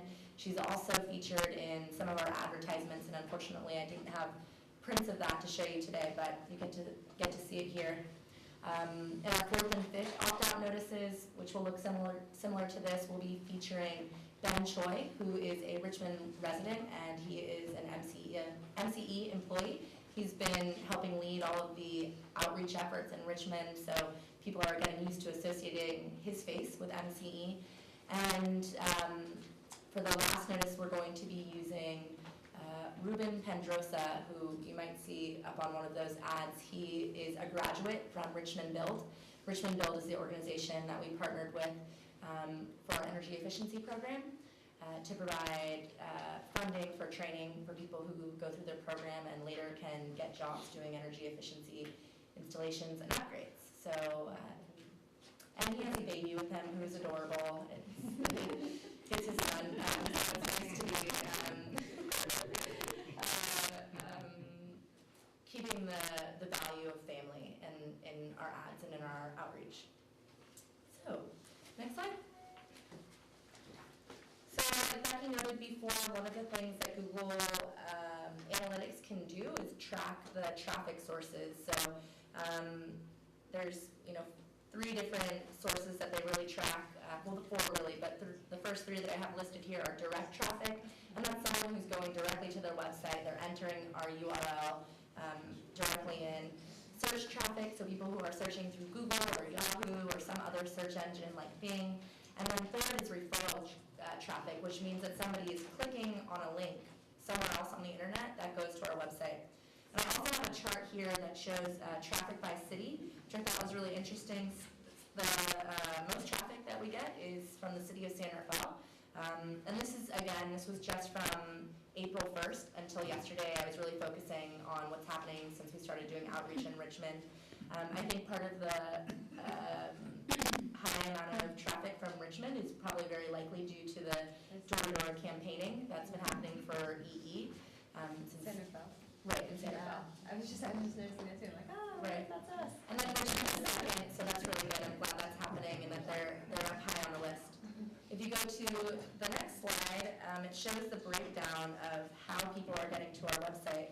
And so almost 50% of people who are going to our website are typing in the URL directly, which I think says really good things. It says that they're looking at this, they're looking at our ads, and they're seeing our website in print. So that's great that they're taking the initiative to go directly there. The next was through search engines, and one of the things that we're doing that Becky also mentioned is implementing a search campaign to increase the search optimization. Since we have shifted to the rebranding, and I don't see Director Wachtel to talk to him about the rebranding, but since we shifted to MCE, we want to make sure that if people type that in, that our website is the first or one of the first things that shows up. And since we just have these major changes to our website, we are working with a group who can help make sure that we're the top on the list, so that if you type in MCE, it's not showing some other organization. And in addition to, increasing search results for MCE and for deep green and all types of renewable energy, energy efficiency is also included in that. So it brings people to the energy efficiency page of the website and the My Energy tool. And then the third thing here, which is at 23%, is through referrals and campaigns. And that's really neat because it means that people are clicking elsewhere to get to our website. So the most popular one that people are using is through Ad Taxi, and that's the ad venue that we're using right now that we started in April that puts our advertisements on different websites for people who are in Richmond. So if you're located in Richmond and say you're browsing CNN, an advertisement for MCE might pop up. So the number one source for referral traffic is coming from that ad campaign. Secondly, it's coming from the City of Richmond's website, so that's really great too. We've been working with them to make sure that they're keeping that up to date with information about what's going on with the enrollment, different community events, and all the latest and greatest. And then you can see the list goes down with the Richmond Confidential. That's another online periodical that we're advertising in. And then the PG&E website. So PG&E has a CCA page, and we also work with them to make sure that that information is up to date and accurate. And there's a link to our website from PG&E's. And then not far behind PG&E is actually social. So those are things like Facebook, Twitter, blogs. So it shows the value of that as well. And then on the next slide, we've already talked about this. But again, it's great to be seeing an increase in deep re-enrollments. The one thing I didn't mention is when our 4th and 5th opt-out notices are scheduled to go out in Richmond. Those will be going out in the July-August timeframe for the 4th notice, either late July or early August, depending on what time of the month you're enrolled. So everyone is enrolled in July depending on their meter read date. You could be enrolled on July 1st or July 31st. So people will get that notice in July or August, and then the 5th notice will be delivered in late August or early September. Again, we're breaking the groups in half depending on the enrollment time, and also to reduce call volumes at our call center.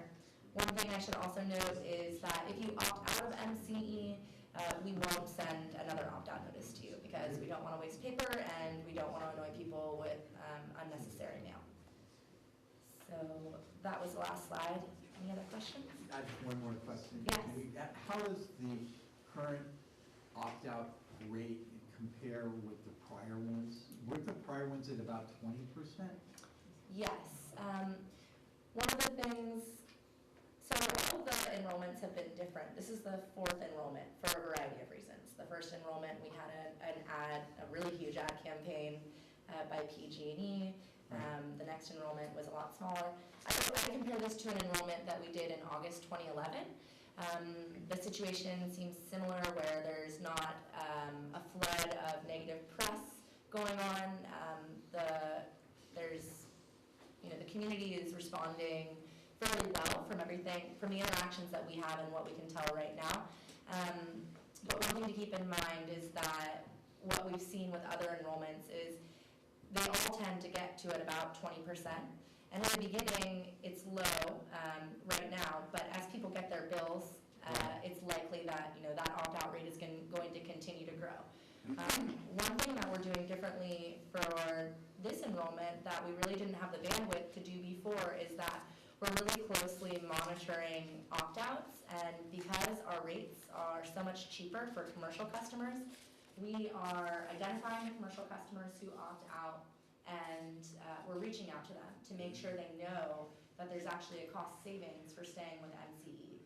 Because a lot of times people are afraid of change and they opt out and they may not know about that. So that's one of the things that our team is focusing on right now, and I think that's been really helpful, just to make sure that they have all that information, and savings are really important to people, so when they find that out, it helps with their favorism towards our program. And are you tracking the efficacy of those efforts? Yes. And actually, that's occurring in Marin as well, right? With some That is occurring in Marin commercial as well. outreach. Right. So one of the things that's happening in Marin is that PG&E has had a rule where if you opt out of MCE after the first 2 months of service, you're required to stay with PG&E for a year. It was previously 3 years, but now it's 1.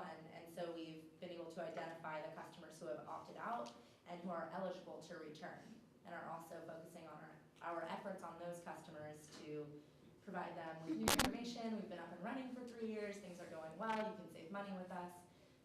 So it's been a nice transition. Director Pye? I assume that governmental facilities are in the commercial category, is that right? Yes. Well, yes, generally yes. Yeah. It was interesting. I was at the federal building in Richmond today, which employs thousands of people, and the facility manager told me there that they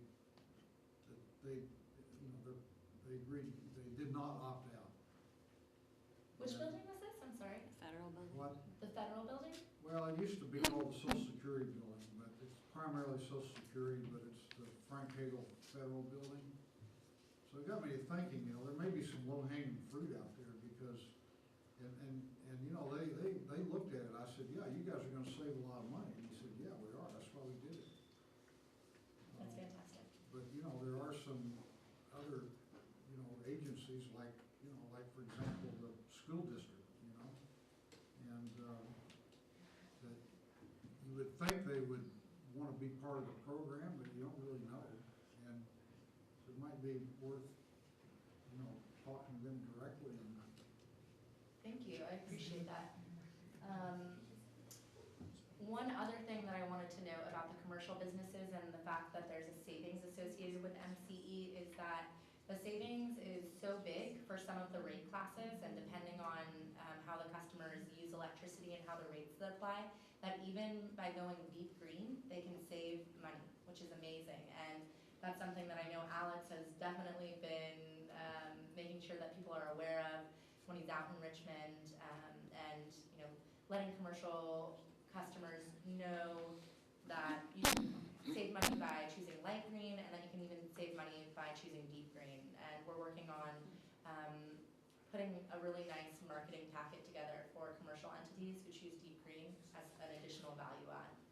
are you able to, do you have access to information about identifying the really high power users? Yes.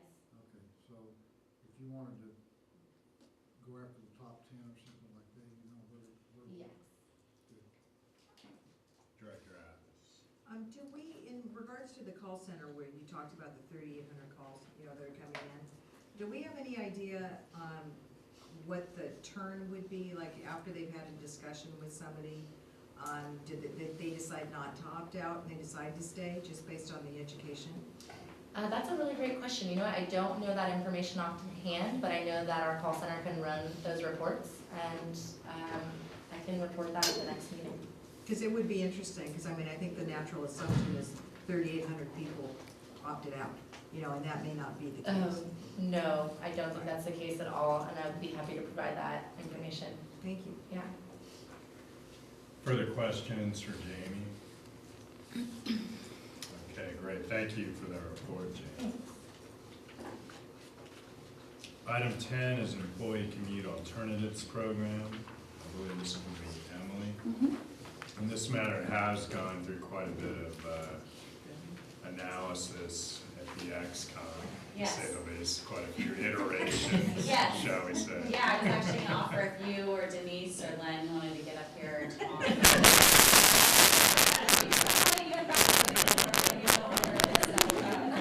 So first of all, acknowledgement to them, they can probably, you know, say this backwards, but that said, you guys have offered some really critical elements to improve the program, as well as staff, which is important, sort of the process that really makes sense.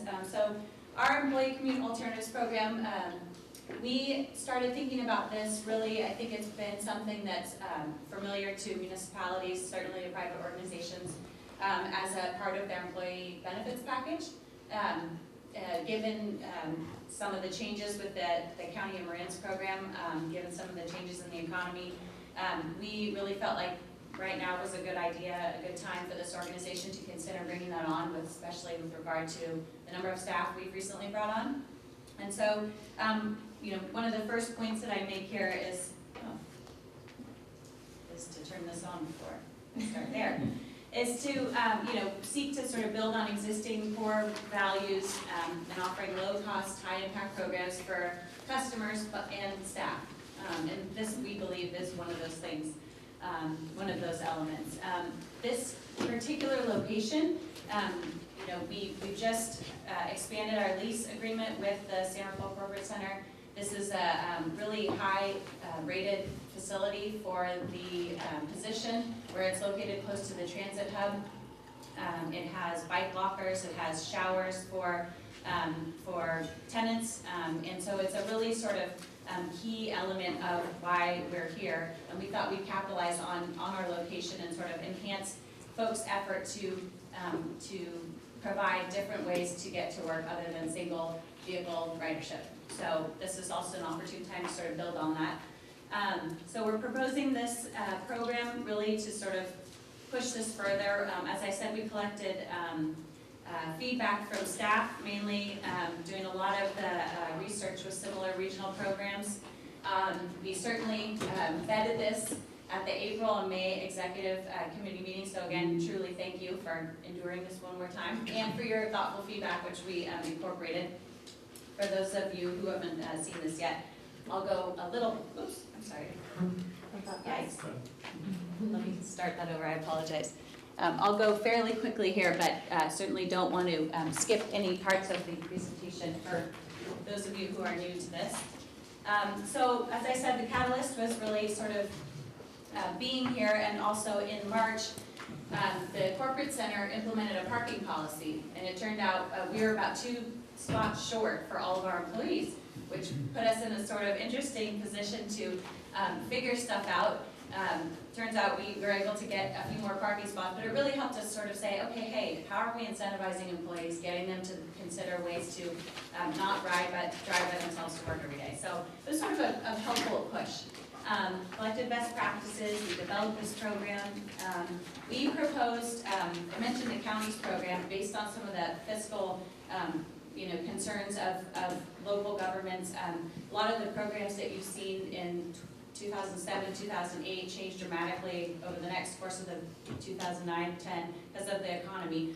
We're in a position where we really think that offering a multifaceted approach, which offers some of the incentives, some of the pre-tax benefits, really will help mobilize and actually engage employees to take advantage of this. Whereas being super conservative with some of only the single or dual element approaches may not get folks to actually participate and go the extra mile to really capitalize on this offering. So keep that in mind as we talk about kind of the crux of the program. We're looking to kick this off next month, and again, we feel like we can't because we vetted it so many times, but we're going to do a 6-month pilot, and you'll see with the elements that we propose, we think we've done a great job. Obviously, when the rubber meets the road, no pun intended, you see sort of what works, what doesn't work.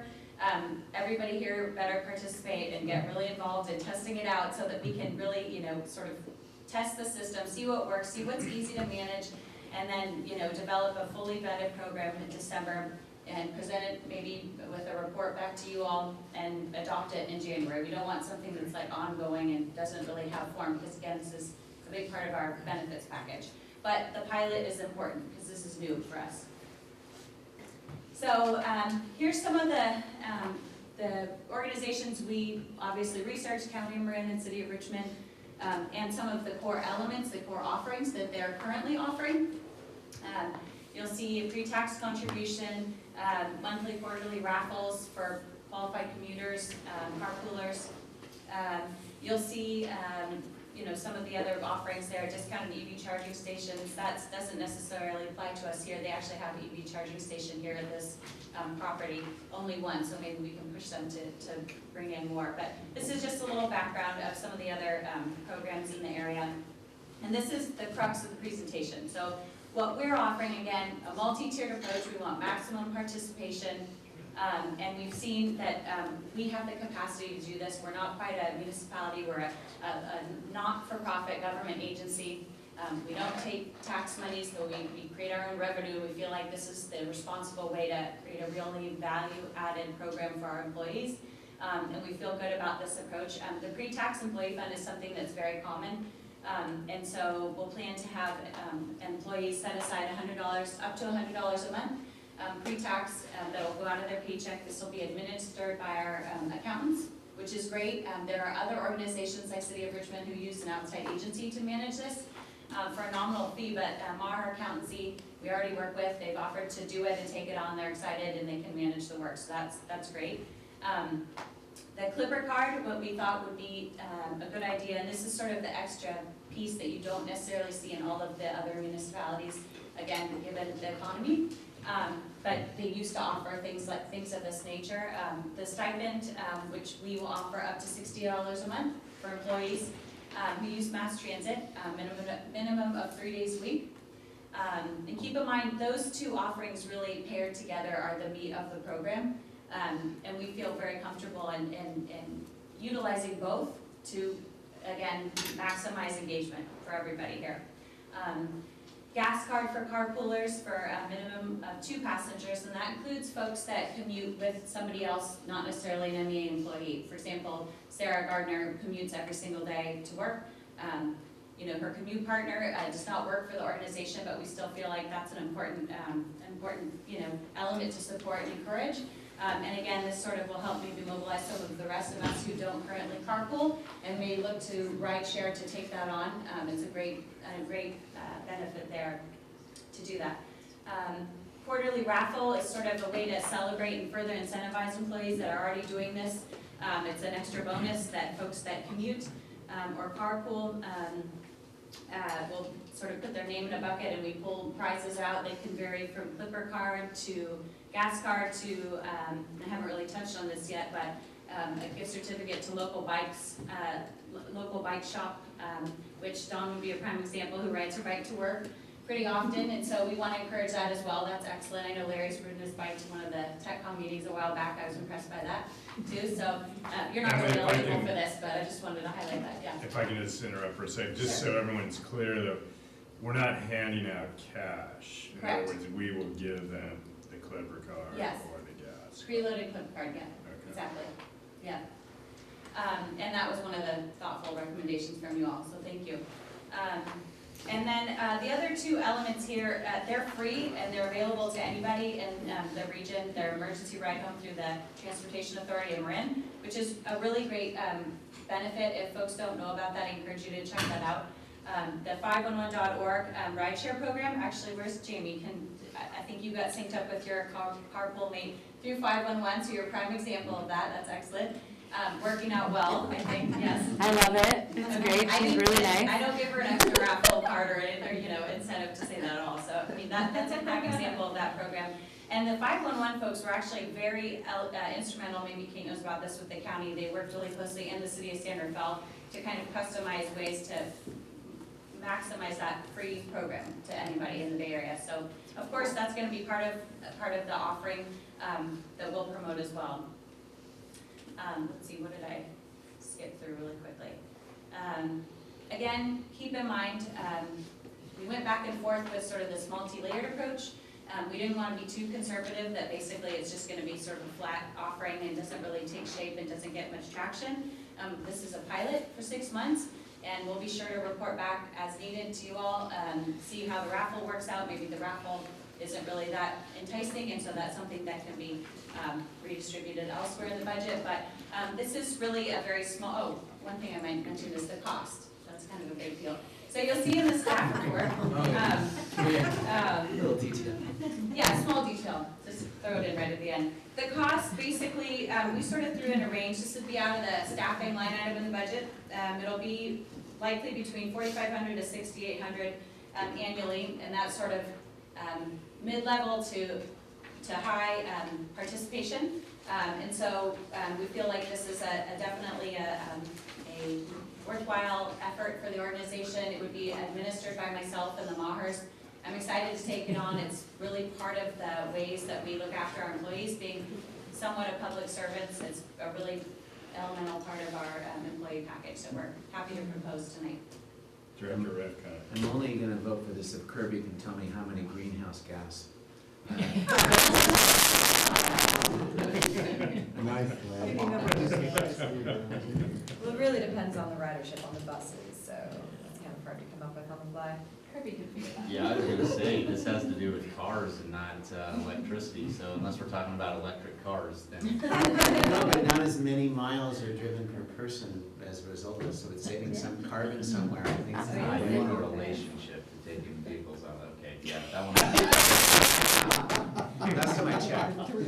January. Hopefully you can vote and then I can give you that information. It's gonna be a lot, though.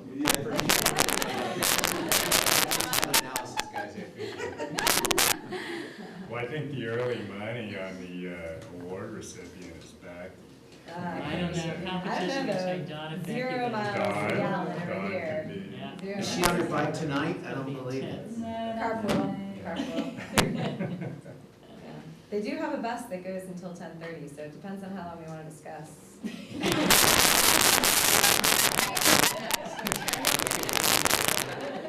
So it's past my bedtime. It's 9 o'clock. That might affect the analysis too, if you. A lot of moving parts. Do we have any questions or comments on the side? Okay, great. Good effort putting this together. We'll look forward to hearing how it goes for 6 months. Hopefully it's utilized. And I'll even move that we approve it. Second. All in favor? Aye. Opposed? That matter carries.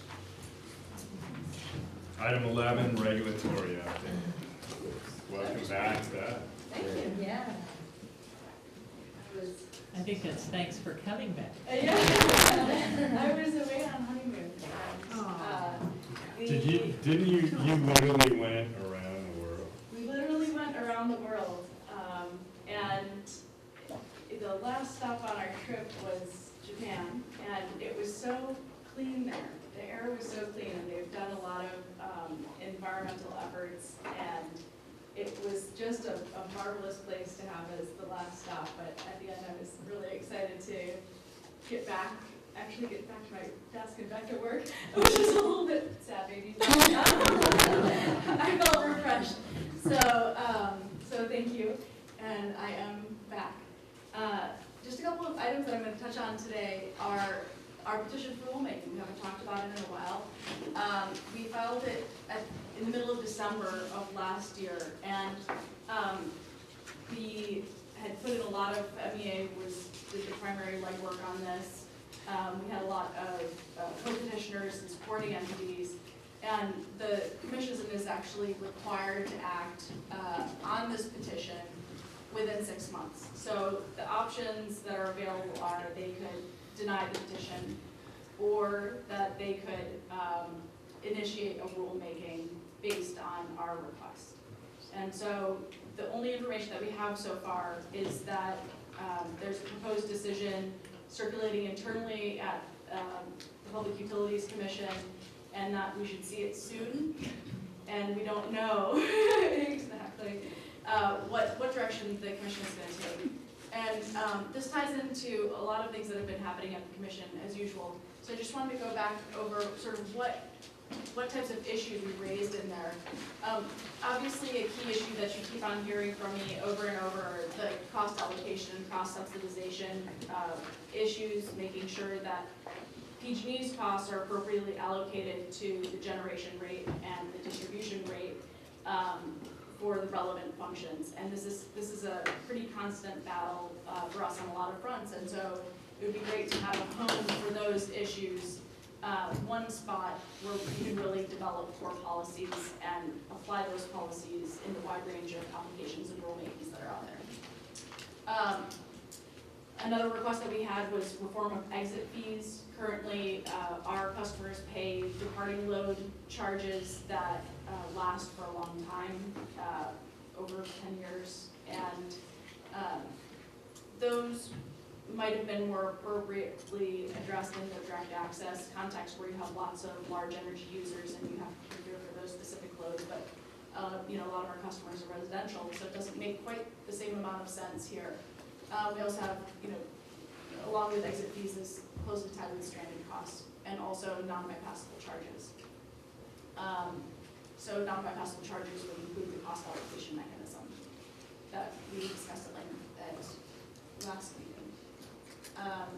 Another request that we had was to ensure that there's greater transparency in investor and utility application and testimony, because they really break out generation and distribution more clearly. So really, this is a really cost-driven issue. So hopefully I will have something to report. I don't know if it's going to be good or bad at our next meeting. But this ties closely with the long-term procurement plan. Now this is a beast of a proceeding at the commission. What we're focusing on right now is track 2. There are 2 tracks, well there's 4 tracks, and actually a new track was created, track 4, regarding San Onofre Nuclear Generating Station, so dealing with the SOMS shutdown. The first one is procurement rules.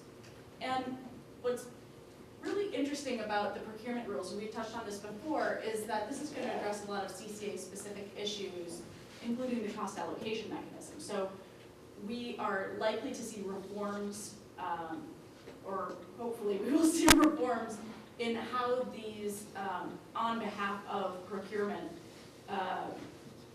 methodologies work and how they can be applied. As we discussed at our earlier board meeting for folks who weren't here, the cost allocation mechanism is when PG&E, in our case, since they're the utility and we're in their service territory, will buy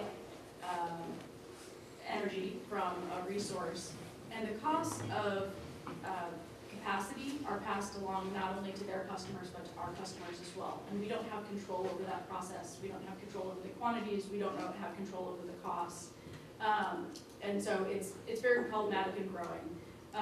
In fact, the cost of CAM is proposed to triple in 2014. It's still a small number, but it's growing rapidly. So we're keeping a very close eye on this, and we're looking forward to addressing these CCA-specific issues. And the second component is also a CCA-related topic. It is the bundled procurement plan. And it sounds like something that shouldn't necessarily be important for us. Why do we care about what PG&E's plan is for their own customers? But it really closely ties to what we do. It determines what their need is, how much energy they have to buy. And we perform this exercise through the integrated resource plan, which the board is obviously very involved with. But this component is a requirement at the commission. And here's where our load is backed out from PG&E's projections.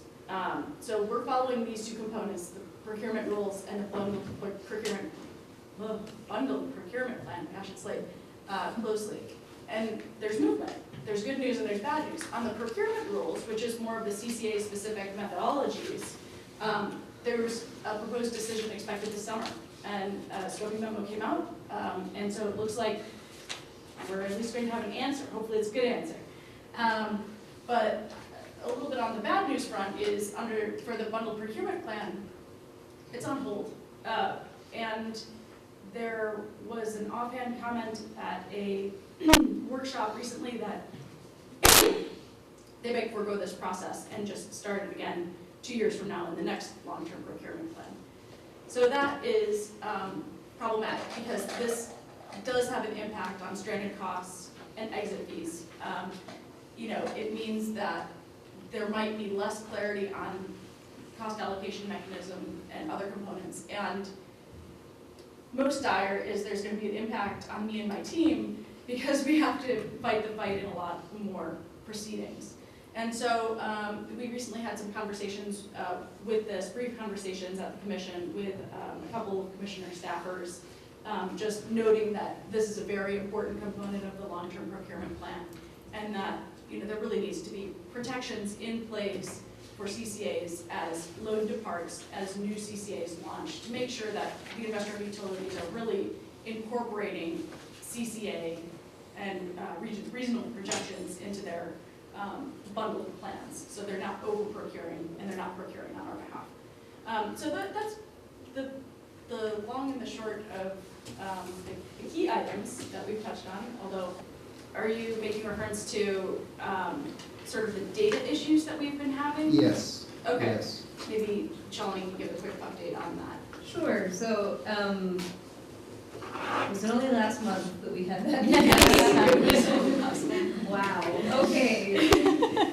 Okay, all right. So hopefully all of you received my memo. It was probably a couple weeks ago now that indicated MEA has received all the gas usage data that we need for our energy efficiency programs. So literally the day that we received those, Becky was in those spreadsheets looking at the data. We're utilizing it for our energy efficiency programs as we speak. So that is an issue that we have resolved. So that's really great news. The second issue is actually quite a bit more complicated than I think we anticipated a complicated issue, but we didn't anticipate how complicated it would be, and it turns out In order to receive smart meter data, there's many mechanisms that need to happen from the commission, from PG&E, and from MEA. And those processes are probably going to take 12 to 18 months, conservatively. It involves, we need to get a decision authorizing funding from the commission to PG&E, then PG&E needs to build their infrastructure, and Emily and Don and I have been negotiating with PG&E in order to make us the first recipients of any data that gets released. So we have a plan with PG&E to be the beta tester for any data delivery model that they come up with, and they've warned us that it's actually perhaps not a good thing because we're going to experience all the bugs and all the problems before anybody else does. But that was a risk we were willing to take in order to get the data as quickly as possible. So Emily, Don, and I are steadily moving forward on those issues. We can't move forward too much until the commission has released a decision. And every week they say it's going to be released in another week or two. So that's been happening for about a month and a half now, I think, maybe 2 months. Actually, since I came on 2 months ago, that's what's been happening. So we do hope to have a decision very soon. I've been talking to the administrative law judge on it. He is rewriting it, and he tells me he just needs 3 days of solid work time to get it done, which at the commission is unlikely to happen in a timely fashion. So I'm happy to answer any more questions about the data issue. No, that's, I think you've done it. I mean, my real interest is the privacy protection, and it's, what we're talking about for us is getting cumulative data, system-wide data within our jurisdiction. And there are a lot of privacy issues that come up with smart meters and the amount of data that they're collecting and the granularity of the data. So it's just something I've been trying to keep an eye on. Yeah, and just on a separate track, there's another proceeding, there's a energy data center proceeding, that's proceeding as well, and so that really relates to third-party use of data, so academic institutions or third-party providers of services. We only have a light touch on that proceeding because we're not a third party, we're a community choice aggregator, and so we already have a decision in place in that same proceeding that specifically relates to CCA. One thing I do want to note is that sort of one of the silver linings in this dark cloud of 12 to 18 months is that gives us a lot of time to get all of the privacy protocols in place that are required for us by the commission. So that's going to be very well settled by the time we actually get our hands on some of the data. Thanks a lot. Any other questions? I think that's it. Any further questions? Okay. Thank you for your report. Thank you. Item 12 is board member and staff matters. I do have something, I don't think you mentioned this, John, in your report. On Tuesday afternoon, we had a joint meeting of the boards of supervisors of Marin, Sonoma, Napa, and Solano. This is something that last happened 10 years ago, and I think probably we could wait another decade.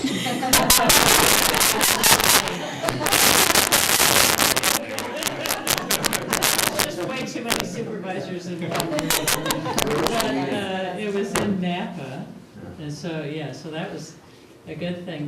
But we had 4 different presentations, and the first one was by Dawn, and I think it went very well and was very well received. And there were a lot of people from the public who were in attendance, and I thought there was good interest in your presentation, Dawn. So job well done. Great, thank you. Yeah, I should have mentioned that. Thank you for remembering. Any further items? Yeah. Get it in order. Yes. There's sort of cleanup items from tonight's meeting. And the first one is, Dawn, if you could convey my, and I think probably the other board members' appreciation to the lady from the bank who was here. I felt badly because she was here and we really didn't appreciate her or pay very much attention. And so if you could do that, I think that would be great. So that's one. And then two, it seems like right now we're in MCE in general is in a really good position in terms of our public profile and our public posture. And since it's not going to stay that way, we ought to make hay while we have the opportunity and really really push our profile and push our agenda. I'm not saying that we're not, because I know you guys are working really hard and are on a lot of levels, but it's when I look right now, the seas are pretty calm, and we're planing and we're cruising along, and let's go as far as we can before we hit a bunch of rough water. And then finally, in terms of our profile, what does it take to get the MCE name on the corporate sign in front? It seems like it ought to be there, so that when people are going by all the time, that name is there, because people are stuck in traffic, there's nothing to look at, and even a dumb corporate sign can have some impact. So Should we get it the same size as Marin? I think we should have it in a unique, very nice presentation. Thank you. Very good comments. Any other items? Okay, thank you, everyone. We're